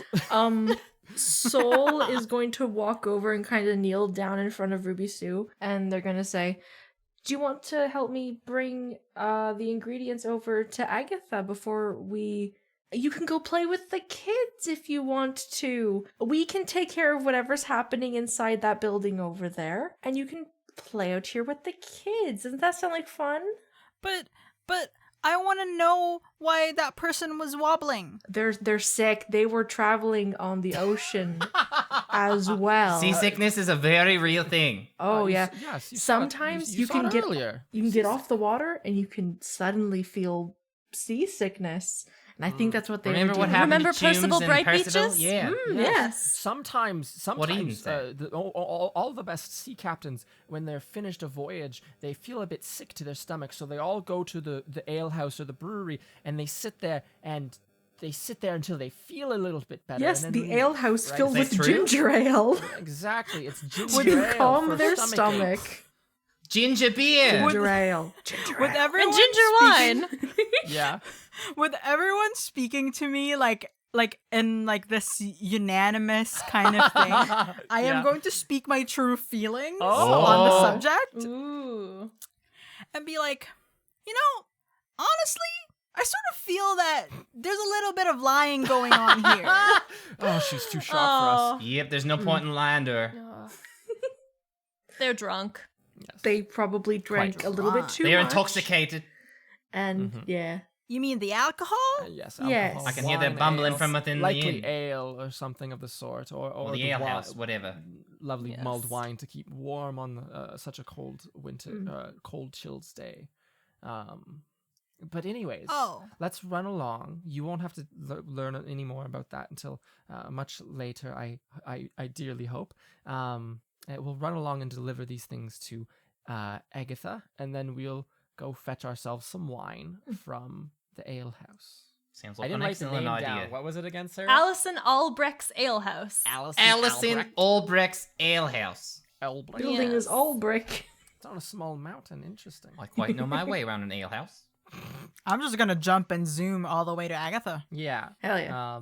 So I don't think it has has anything changed with Agatha since then? It's later in the day, probably. I assume we're very like it's not like we're a fast moving bunch, you know. Like No. of us, the only Old one people, who's like, You're not the tortoise, fastest in the bunch. yeah, kid who has to stay with the adult. We actually Yeah, quite yeah. slow. Raccoon who kind of wanders off sometimes. yeah, Yeah. I imagine Soul wanders like to use the terminology zigzaggedy across paths like a lot more lateral movement than there is forward movement of like, oh, what's over here? Oh, very interesting stuff over here. Well, I'm gonna climb up here for a second. It's never a straight path. I with me. imagine and I take this from like something I used to do as a kid when I was walking with like my older brother is if there was snow on the ground, I would kind of walk in his footsteps so I wouldn't get my legs all wet. Yep. And so I'm imagining like Soul is kind of doing a combination of 100% what you guys are talking about. And then after a couple of minutes, we'll kind of like start doing that. But it brings them around, like, I imagine that there's like center booths as well. Yeah. Like stalls. And so it kind of like walks around that and kind of comes back to step one as the group like kind of talks to Soul again, and they don't kind of realize that they left the group. Yeah, to our Because they're perception, very we were just quiet. having a conversation. Everyone was like talking amongst themselves. Soul walked away, and then as the conversation shifted in focus back to Soul was just standing right back there again, even though they had just done a full like loop of the entire And market. like they don't realize it. They kind of like, oh, wander. Oh, look, my companions are here, and then stop and like, what do you think, Soul? And I'll be like, what? Yeah, to Soul's perspective, every single conversation this traveling group is having is just like directly always, so for some reason, directly referencing Soul, right? Yeah. But yeah, we drop all of those things off at Agatha's with a wonderful well-wishing so that she might get started at least on a little bit while heading off to the brewery, Allison Albrecht's Brewery. Ale House. Sarah, what's it look like inside here? Ooh, Or just describe I everything. think that I feel like because it's sort of designed to sort of be suited for all weather, I think it's one of those places that's quite small and very like well insulated, but there's a lot of different light sources inside. I think there's just there when there's it's kind of like like a lip that's almost like a counter, but Yep. it goes around the wall. I think that there's just candles across like all of them for like heat and warmth, and so it sort of flickers as you come in. Ooh. I think there's like this otter woman who is sort of tending bar, and she's sort of like cleaning some cups right now. Let's see, what else would there be? Is there anything fun in the actual? I wonder if there's actually anything about taverns or ale houses should. in the book. Yeah. Let me I think there check. is. Yes, There a should tavern be. is a place of simple comfort, often Hey. settled into while on journey from one land to the next. So there are a few things here that could be very fun, like huge fireplace with a big pot of stew could be a nice thing to have. Just like some Barrels some and barrels perpetual of stew meat. bubbling. Ooh, yes. Ooh, here's one. We could choose a folklore of the place. The night the old king drank here, the cat with the magic ale, how the old wombat outdrank the slobbering god, or something else. Holy shit. These are great. Yes. I feel like The cat with the magic ale kind of makes sense here for folklore because we're in What a port about- town, so I would imagine that a cat would probably wander sometime off like a ship, right? Yeah. Ooh, I like that. True. During like the early Ooh. days of when this was like a shipping port town. Yeah. That's good. There was I really like that. There was like a cat stranger who came into the ale house, and they were like, "This is magic ale. Let me prove to you that it is indeed magic." And I don't know if everyone was drunk or something, but they thought that was some really magic ale. Or it was genuinely magic, Oh! right? And the Yeah. magic ale was Yeah. really the origins of the mulled wine. Yeah. Ooh, that's fun. I Yeah. like that. Because everyone was so enthralled by it. Yeah. Like, how is Hey. it warm? This is amazing. Like, yeah, it was just such a Oh. cold night, and then this cat came in with a little cask of mead under their arm and said, "Move aside, everyone, and make room for the magic mead or magic ale. Sorry, I misspoke. I needed to read on my barrel here." It's And not then actually poured it out- ale either. poured it out for Where everyone. is your nearest Uh, fireplace and cast iron pot? Cast this ale into Yeah. the fire. and then, like, and, If words everyone who appear, it is drank the demons. it just warmed them up so much. It was like it that strengthened that kind of feeling of community that was already like so strong at the time. All these other Yes. things. So then next year, like even in days following, they were like, how can we redo that, right? And so that's the origin of the mulled wine. That's good. I like Oh. that a lot. That's I think it'd be interesting if it was like hug. there's like always a missing ingredient. yeah, Like they Oh. attempted to make it, but like Well- the cat left, so like they Mhm. never found out what the last thing. So it tastes delicious. It's amazing to taste, but something Not- is just not quite not right. But right. obviously we would Yeah. know that. Yeah, only Mhm. yeah. And so I think to commemorate the fact that this was the ale house where this happened, right? On the wall in what kind of art would it be? Some sort of like art depicting this Ooh, what about a stranger cat. tapestry? Ooh, a tapestry. Yeah. Beautifully sewn tapestry, silk on wool, depicting a cat coming Probably in. a little old. Yeah, a bit Not ratty. it's like not entirely as pristine as it was. It's a little faded, but you can still make out like the mural. Maybe and, with like the windows of the on the front of the ale house, the sun has shone on it Ooh. Yeah. so much that some parts It's, of it are like, faded, so you can't faded. quite see Yeah. Faded, what the yeah. full image is, but it's still a very beautiful thing to look at. Very pretty. Oh, Oh, I yeah. think that another really good tradition would be like, since there's this tapestry hanging on the wall, like when someone buying around for the tavern, like everyone would like tap on like the cat, right? So the cat would be Oh. particularly faded, like the statues where it's like, oh, if you touch it, it's Ooh. lucky, right? Oh, and then you Oh, can yeah. see like how Yeah, the statue exactly. fading Or as if, like- more people touch it. Or if like people are leaving the next day, like it's just good luck on your voyage to like tap the cat, right? Aw. Tap the cat. Tap the cat. I like that. So we see this otter woman though, Sarah. Yeah, I think she's cleaning glasses, but I think like as we've decided the otters are so fast and everything, she's like like almost machine like speed cleaning these glasses. Good afternoon. Sorry, the cold is chilling. At this point, Novak has like 6 coats on, 2 pairs of mittens, 3 scarves, a toque, just so many layers, freezing to death. We don't know where you keep pulling these things out from, but we know that every time we turn around to look at you, there's another thing on your Little person. snow critters, the snow critters. missing clothes. Yep. Yeah. I was wondering, would you by chance be Alison Albrecht, the proprietor or namesake of the ale house? Is that you? Why, yes, I am. Oh, it's a pleasure. I was wondering, it's an ale house of course. You wouldn't happen to have some sort of wines in stock, though. I know it might be. Well, what do you think? Of course it's an ale house. Of course we have it. Oh, no. Wine, It's an ale sorry, house, but we yes. don't have ale. We have wine. No ale to speak of whatsoever. The name all rhyme together. Oh. You might think of considering changing Yeah, the a name, smaller otter. So the way that this has been setting up is like Allison is like speed cleaning and like to our eyes, it just looks like she's holding it to the side and just dropping it, and they're just not smashing on the ground. But as like this conversation happens and Allison slows down the pace, we see a second otter pop up, and they were the one like Yes. grabbing the glasses Like like giving, yeah, that's like a whole job. Yeah, exactly. So the second one goes blah blah blah, right? So there's 2 otters Blah, in the blah. scene. Oh, hell yeah. Incredible. Hey, Venita, did you hear what this person said? They're looking for a wine. Wine? This is an ale house. That's- I told them Oh. that we don't have ale. We have wine. Oh, it's good luck. Wait, what's It's happening? Good luck then. I keep telling you should change the sign. We can't forget history, okay? Aye.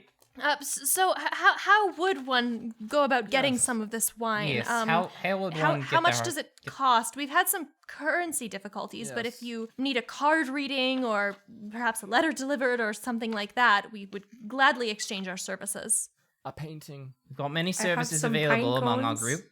Well, you know what they say? Oh. And then she's going to like sort of Oh, boy. make like the money sign with her hands. Like rub her forefinger. Like More rub her confusing fingers. currency incoming. But she's doing it really, really fast. incredibly fast. So smoke comes off. So it looks like she's talking about money, but she's actually trying to remove soap off her fingers. It's like, sorry, there's like a little bit dirt Yeah, on my yes. hand. Okay, Uh, let me just remove it. Oh, absolutely. Take course. your time. By chance, I receive all types of money in this place. Oh, all lots money of everywhere. travelers coming in and out. So no need for the archaic currency conversions. Archaic. You know what we are? We're the future. And yet you still haven't made a conversion chart. We could really use one of those, you know. I love that the otter is right there, like right below, keeps but popping it's their just head up. yelling.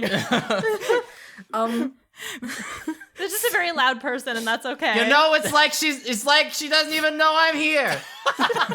Soul's going Who said to. Oh, there you are. Hello. Soul's going to Yeah, reach Soul. into their cloak and pull out 14 pine cones, and they're going to kind of walk over to the clear Slam space where the glasses have not kind of Yeah. accumulated, because during this argument the glasses are kind of just sitting there now. Yeah, they never got put away. So they're gonna set them all on the counter in front of the otter and say, well, I have some pine cones. I wasn't told about the conversion rate exactly. I heard that the conversion was good. Would this be enough for a bottle of wine? Let me smell those pine cones. Of course, be my guest. Smell? They're from the trees way up north. Oh.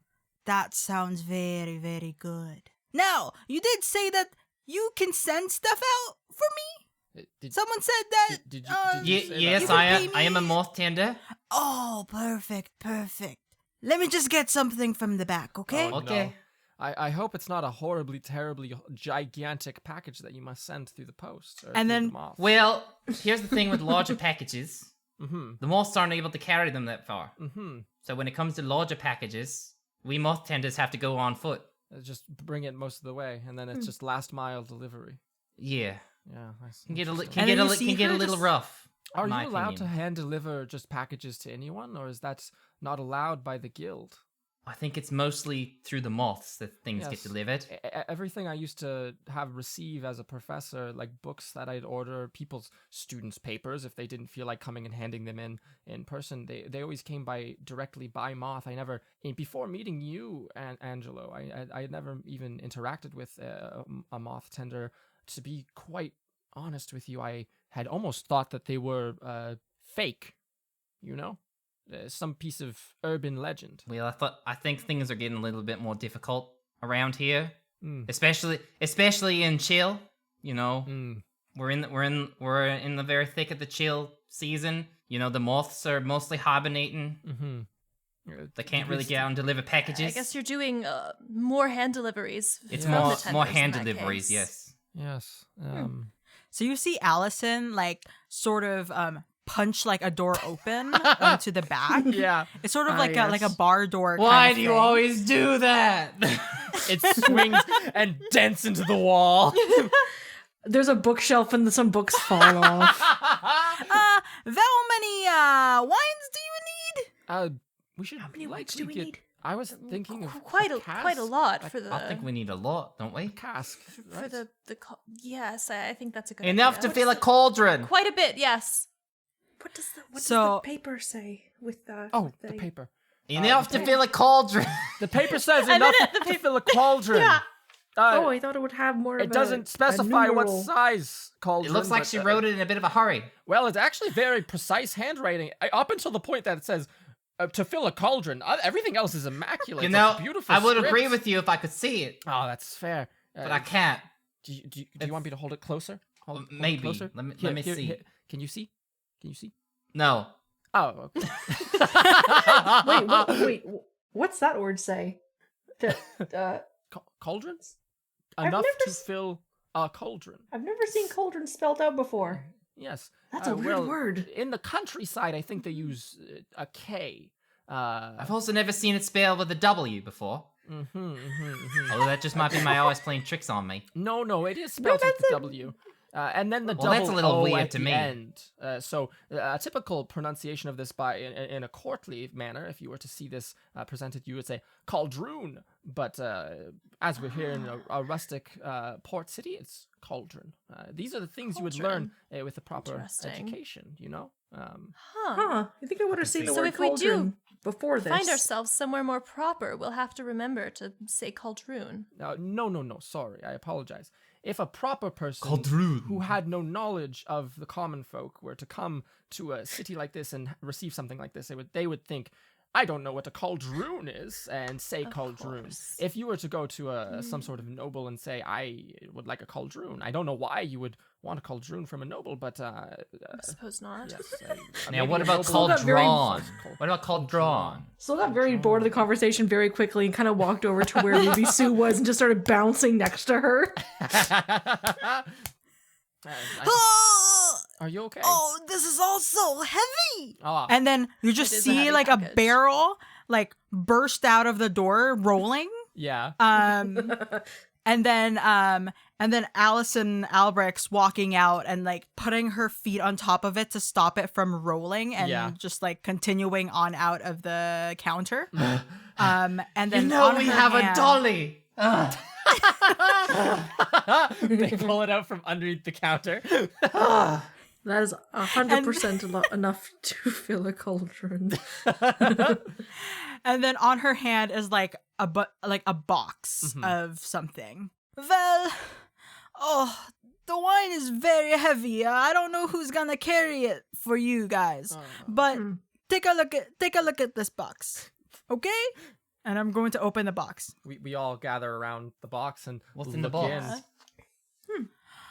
What All would you of see? these are very tiny barrels. Okay? Oh. On the side, I make small miniature barrels. This is All right. This is colloquially known as microbrew. Microbrew. Why is it It's- spelled with a K? What?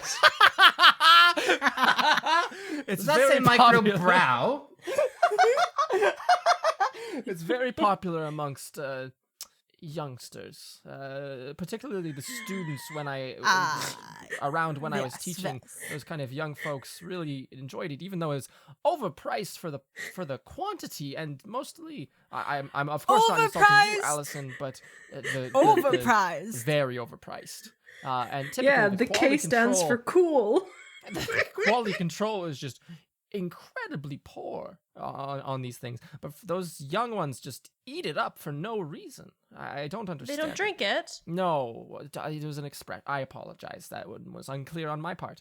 Sorry for hogging the conversation. It's just, I just don't want to go back out in the cold, and I'm trying to spend. I as want much to get time in onto here some warming up. tangents, you know? Yeah, it's just who Of I am. course, of course. People have been ordering this for the past year, and I just haven't really sent them. And they've been sending me threats because I haven't sent them yet. So here's all Like the a Yelp addresses. review. Give me the microbrews, or I will never shop here They're again. sending in letters that say, "Send it to me, please." Did you lose my address in the mail? Here it is again. Oh, Well, in that And case, then- I'll lose my money next time I come here, and I won't pay. And then she takes out like a scroll from her pocket, and it's like probably let's say like 3 rulers long. So What size ruler though? 12, 24. What size plus ruler, 12, though? So 36. 3 foot something. 36 inches of 3 feet. 3 Yeah. feet. A meter. 3 feet of parchment Yeah. with like names that are probably like 2 centimeters long, or like So like a lot of names. yeah. So I don't know if I can deliver all of these. Okay, I can deliver what I can, but I don't know if I can well- deliver all of them myself. Hmm. That's You know what? It's a bit of a monumental task there. I'm gonna take a knife and I'm going to slash it right in the middle of the parchment. Oh, the names. Sarah. Or what? Sorry, Carla. Carla and violence. I was like, oh no. I'm gonna take a knife and stab you. Angela's dead. Like, oh no. What about this? That's only half the list. I feel like that's very reasonable considering the circumstances. Well, I would say Um, that's very reasonable at this point. Yes. We can Okay, probably perfect, divvy that up, perfect. can't we? Absolutely. That's what, like Yes. 10 something names each? No problem. So she's going to aggressively push the box with the Oh. parchment towards. It's like, okay, go grab the wine. Do you mind if we borrow the dolly, just to bring it around? I don't know if it's an all-weather dolly and can go out in the snow right now, but as you see, we're a bunch of old people. Just an old academic man. I have no muscle to speak to. My bones are breaking in the wintry cold. These young people are having a hard time. They're slipping all around. All could right, we- there you're going on one of And your I have no tangents real again. upper arm strength to speak of. I sort of just only pick myself up, and that's about it. Yeah, sorry, I did go off on a tangent. Can we have the dolly, please? We'll bring it right back. I will leave as insurance. And Novak opens a jacket pocket, pulls out a very, very nice pen, and hands it out, and will say, I'll leave this. It's very, very, very dear to me as an insurance that we will bring your dolly back, which I'm sure is of very little importance to you according to how much you use it. That would be true. I get a token, Sarah? But if you give away something you hold dear, Well, only if they take it. Are you sure you want to do So that? Oh, we'll be right this is back. a barbecue stick. It's a pen. It's a pen. You use it to... Have you never held a pen in your life pen. before? And Novak gently lifts it out. It's like a beautiful wood-turned fountain pen, that has like his last name, Beberaci, written on it. Beberaci. And he'll hold it out towards Allison and say, just as a little bit of insurance, we'll be back within probably a half hour with your dolly, but just in case we're not, this should compensate you for buying as many dollies as you'll need. Her dirty, greasy hands just grabs it from you. Yeah, very quick. And then puts it on hands top of greasy. like a shelf behind her. Okay. So I get a token then for giving away something important to me? Yes, that's what it says. Okay. Perfect. I am winning the game. I am winning. Wait, there's a contest? No, No. there's not a contest. What does it look like when we bring this thing out with the dolly? What's the dolly look like? Old, crusty. I'm not actually sure what a dolly looks like in general. Not a very good dolly. It's like a wooden dolly. That's what I was imagining. Yeah. Probably creaking a lot. It's Yeah. creaking a lot. Wheels are rusty. It's clearly fallen into disrepair because of lack of use. You know that thing where like you're trying to pull a shopping cart and like one of the wheels is like slightly off? I feel like it's kind of like that. No, that's so bad. Oddly enough, the ice kind of helps it move Yeah. along smoothly. Yep. Oh, It's still Be odd careful. to maneuver, but still. Yeah. So who pulls it through the road as we make our way back through the doors? We hold the doors open. We pull this large keg or large cask of wine out from the shop, thanking Allison and all the rest, Venito, if I recall properly, and saying, "Oh, thank you so much for your help," and rushing back to Agatha Butterwell's stall. I can probably do some pulling. Okay. I think Soul kind of climbed up onto it and is directing, because like a higher Yeah. vantage point Yep. is able to kind of point us back towards where Agatha's Yeah. stall was. Because we are in these like 3-4 foot tall like snowbanks, right? With like Yeah. paths dug through them, so it makes sense that we would need someone to be like, watch out, wine coming through. beep, beep, beep. Okay, at this next opening, take a left. No, a left. This is Actually, no, wait, we're going the right way. Never mind. There's We're ice going there. straight. So wait, There's ice there. so do we go left or right? Okay, we Right. went the wrong way, but we're actually going the right way. So- So just keep going in this direction. My left or your No. left? Now, Ruby Sue, this is what you call a breakdown in communication. Forward, it's forward. very, very We go common forward. Oh, in of regular course. life. Yeah, We we're go going forward, forward. a little bit to the left. Everyone's Forward a little bit speaking. to your No left. one is listening. Okay. Okay. Forward, okay. go we ho!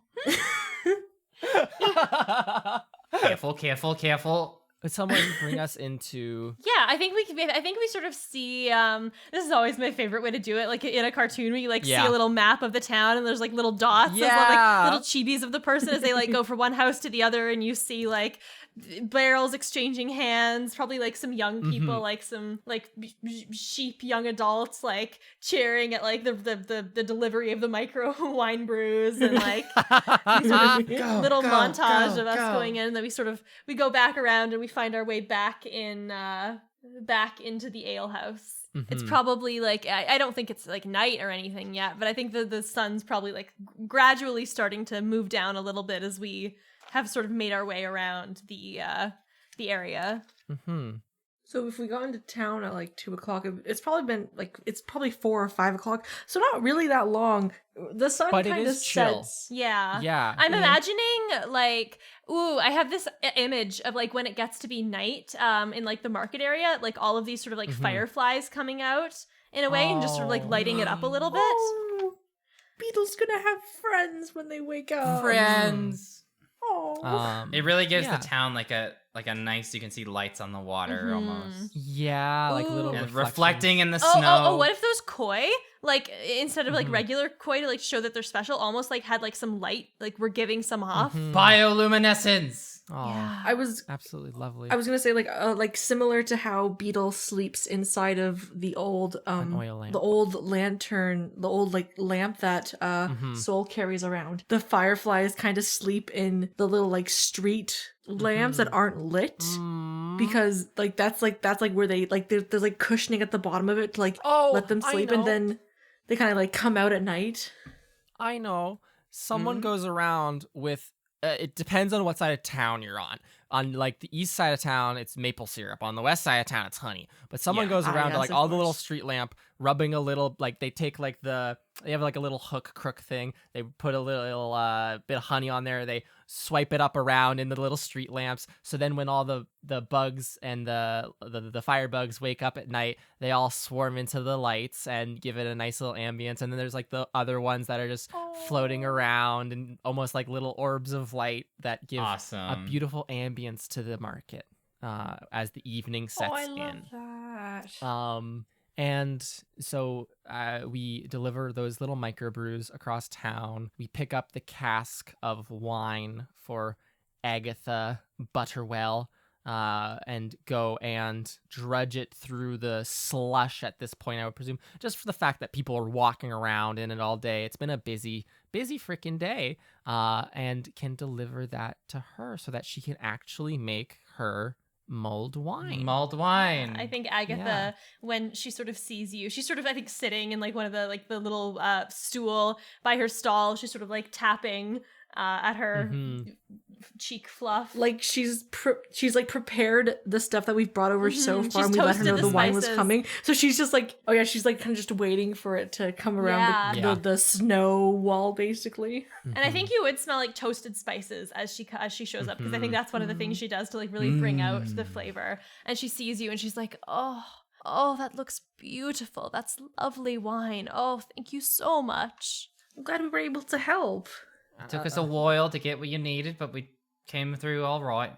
Yes. Of course. And how long will it take you to have everything prepared, or is it just ready immediately? I'm not quite familiar with this procedure. Oh, it's a delicate process, but not too long. We'll need to Ah, very well. cook the wine down a little bit. The sugar will help it become a little more syrupy. That will only take less than half an hour, and you're welcome to have as much as you can drink. Oh, we would never impose that much upon you. After all, this is your business, your way of making a living. We would never want to take so much from you. But if it's okay, 3 cups we did promise to another of the merchants here, Pascal. Oh, of course it was Pascal. Pascal always is looking for ways to get my mulled wine. I would almost, you could like sense him like waving from his stall, like You hear like the ba-dunk. Like, Yeah. he knows someone said his name. Yeah. You see like a little head poke up. Like, tail you hear a little swish. distinct like psst, psst, hey, and we look Hello. up, like we look up, and like on top of like one of the higher up little snowbanks that have been kind of like plowed, and that's like where all like the extra snow has Yeah. been plowed over for the youngsters to like kind of go over and take some of it to make the little like snow animals, is Pascal Yes. just on the top like waving. It's like, how did he? Why? What? just a merchant, he And says. Agatha's just like, oh no, this is normal. Yeah. I think that Agatha sort of starts to sort of like pour in all of the wine. If someone wants to like help her like lift up the barrel, I think she probably would appreciate that. Oh yeah. And she sort of starts to cook everything, and she's sort of tasting as she goes, and very, very happy and very, very grateful. I think that like in a quiet moment where she doesn't need to stir, she's probably like getting some of those like cups. I don't know what they would be like, if they would be like glasses at the stall, or if they would be sort of a like thick parchment, almost like paper cups. Yeah. I don't know why I'm imagining like, you know how like people will make like a cone Like a of sort horn. of with parchment to kind of hold Oh, things, yeah. and you kind of like put the bottom to your mouth, and that's how you drink it, Yeah. because you like I like hold that. the top closed kind of thing. Ooh, so it doesn't spill anywhere, right? That's good, yeah. And so all the steam stays in. Yeah. Oh, that's lovely. So do we all get a cup? Well, Ruby Sue excluded. She can have some. What would be like the kid version of this? Is there one? that we Just a can get for Ruby? Ooh. small little bit, maybe. Maybe. It's like A it's bit like a with water. cranberry Like juice. a little Kinder wine. Mixed with some Yeah. water, yeah. Yeah, water it down. Maybe like she just scoops up some snow from the side and kind of like puts it in makes the it a cup and like waters it slushy. down. Aw. Oh, Yeah. that's cute. Okay. I imagine at this point Beetle has woken up because it's getting darker out. Beetle has woken up, and so not only is Soul like drinking it, but they're also giving a little bit to Beetle as they kind of walking around on the brim of their hat Yes. to kind of like wake themselves up. I think the first. She set some glasses aside for Pascal as well. Yeah, I was gonna Who say. sneaks With a down bit from of a, somewhere like- and just takes them and With a bit of a, like, she does the expression of, like this guy. Yeah. You know? Well, Agatha, I hope that business can be okay for you this evening to make up for lost time. It was a pleasure to meet you.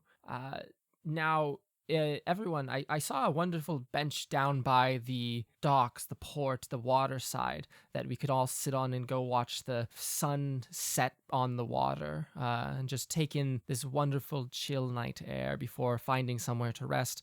How about we go sit down and have ourselves a nice warm drink to relax after a long day? Oh, I would love to sounds do Oh, that. that sounds like a lovely idea. Chill out. Before we walk away, Mm-hmm. like I guess while you all are walking away, I'm going to hold Agatha's hand. Oh. Just because like Oh. I don't know, with how Ruby sort of like saw the interaction today, that there's like something going on in Agatha's life that like just like sort of reading into it as like a kid of not, I don't know, she looked very sad earlier. Mm-hmm. I'm going to ease someone's pain even only for a moment, and I'm going to just like touch my hands on her hand, and I'm going to sing her a song. I think Agatha would love that. Just like a very gentle song with like a little bit of like a booty wiggle. Just to sort of like make her smile and Yeah. happy. Oh, Incredible. I think that's It's lovely. All the older women in town just want to pinch her cheeks and just be like, you're the cutest thing in the world. Absolutely. Oh, and yeah, Ruby Sue sings this song while the firebugs take flight and the sun begins to set. The steam from the mulled wine or the warmth coming from it, it just feels so comforting after such like a chilly day.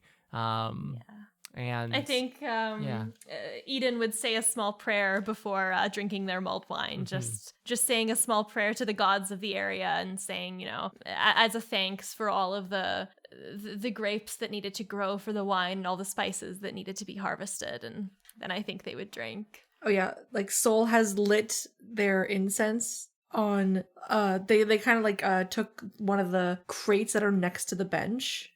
Where like the one of the what was the word, the crate, the something barges. oh, chunky barges. Chunky barges. Chunky barges. One of the chunks conveniently is at like shoulder height, and so Soul kind of takes out a piece of incense from inside the box and puts it in the holder that's on the top of it, sets it to the side, and they, I don't know if and they kind of just light it with a small lighter that they keep on themselves. Nothing too crazy, but just like this is little like the bit- sole purpose of it. It's like connected to the box itself.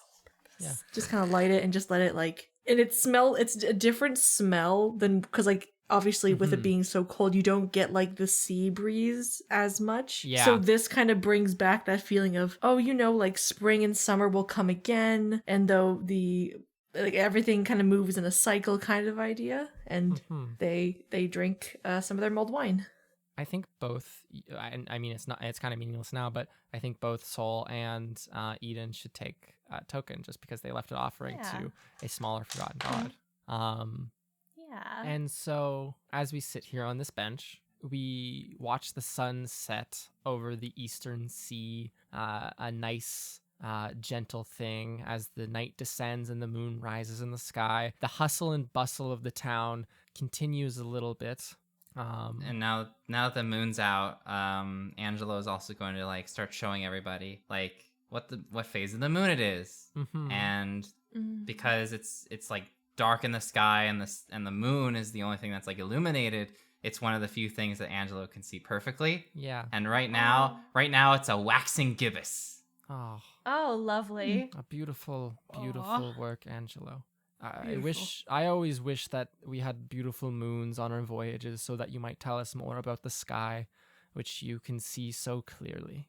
And Novak will pat them on the shoulder gently.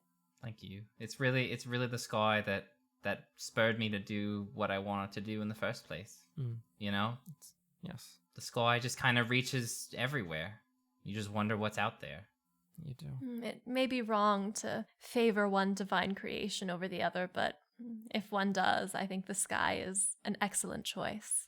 I wish I had have had that realization at such a young age as the two of you. But also I would disagree and say that if you've ever read the literary works of one Ernest Dwelliden, you would strongly regret having said that.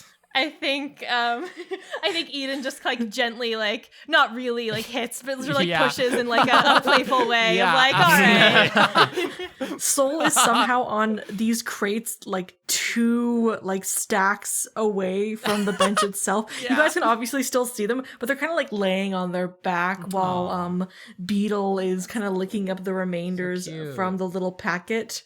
Rue's like, I don't know what they're saying. They're saying like very eloquent stuff and very introspective stuff. And I'm just like, yeah. Yeah. Just Yeah. sipping on a Totally. little slushy. I feel like this visual scene of everyone sitting together on this bench as the moon is out and just drinking out of these cups and just reminiscing and enjoying together is like such a lovely ending shot. I agree strongly. Mm. Yeah. Beautiful work. And then like the everyone. camera shot like turns black, like sort of like a circle. Yeah. Oh, And the I last love that. the last light we see is from those koi fish illuminating from Oh, below that's the gorgeous. water. Beautiful. Aw.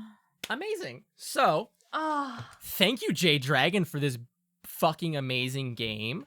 Thank you so much. This yes. was Oh, that's so outstanding. lovely. So good. Yes. The link to find this game and others like it or others made by the same designer, J Dragon, will be in the description. If you enjoyed this episode, please leave a rating and review on our Apple Podcasts page. Those mean a lot to us. They help other people find the show. If you like teasers, if you like other things, you can follow us on social media at Trials and Trebs on Instagram and Twitter. If you make art, send it to us on there so we can see it as well. If you want to talk to other members of the audience, you can join our Discord server. The link to that is also in the description. And finally, we have a Patreon, patreon.com/Trials and Trebs, where you can donate to help us keep the show running, either through feeding members of the cast, paying bills, whether that be for the cast or just generally for equipment and back-end things, and in return get fun bonuses and rewards such as blooper reels, notes, creating patron NPCs, having little update things, getting to vote on bonus episodes, except for this one because it was a birthday episode. And so once again, happy birthday, Sarah. Thank you so much for you. letting us Happy play this birthday. game. Thank you. Happy, Happy birthday, birthday, to Sarah. Carla next. Yeah. Yeah. Who? Yeah. That was so fun. I hope all of you enjoyed. Oh, so fun. Yeah. Oh yeah. Bye, everyone. Hugely so. Bye everyone. Bye. Take care. Until next time. Take care. Moo.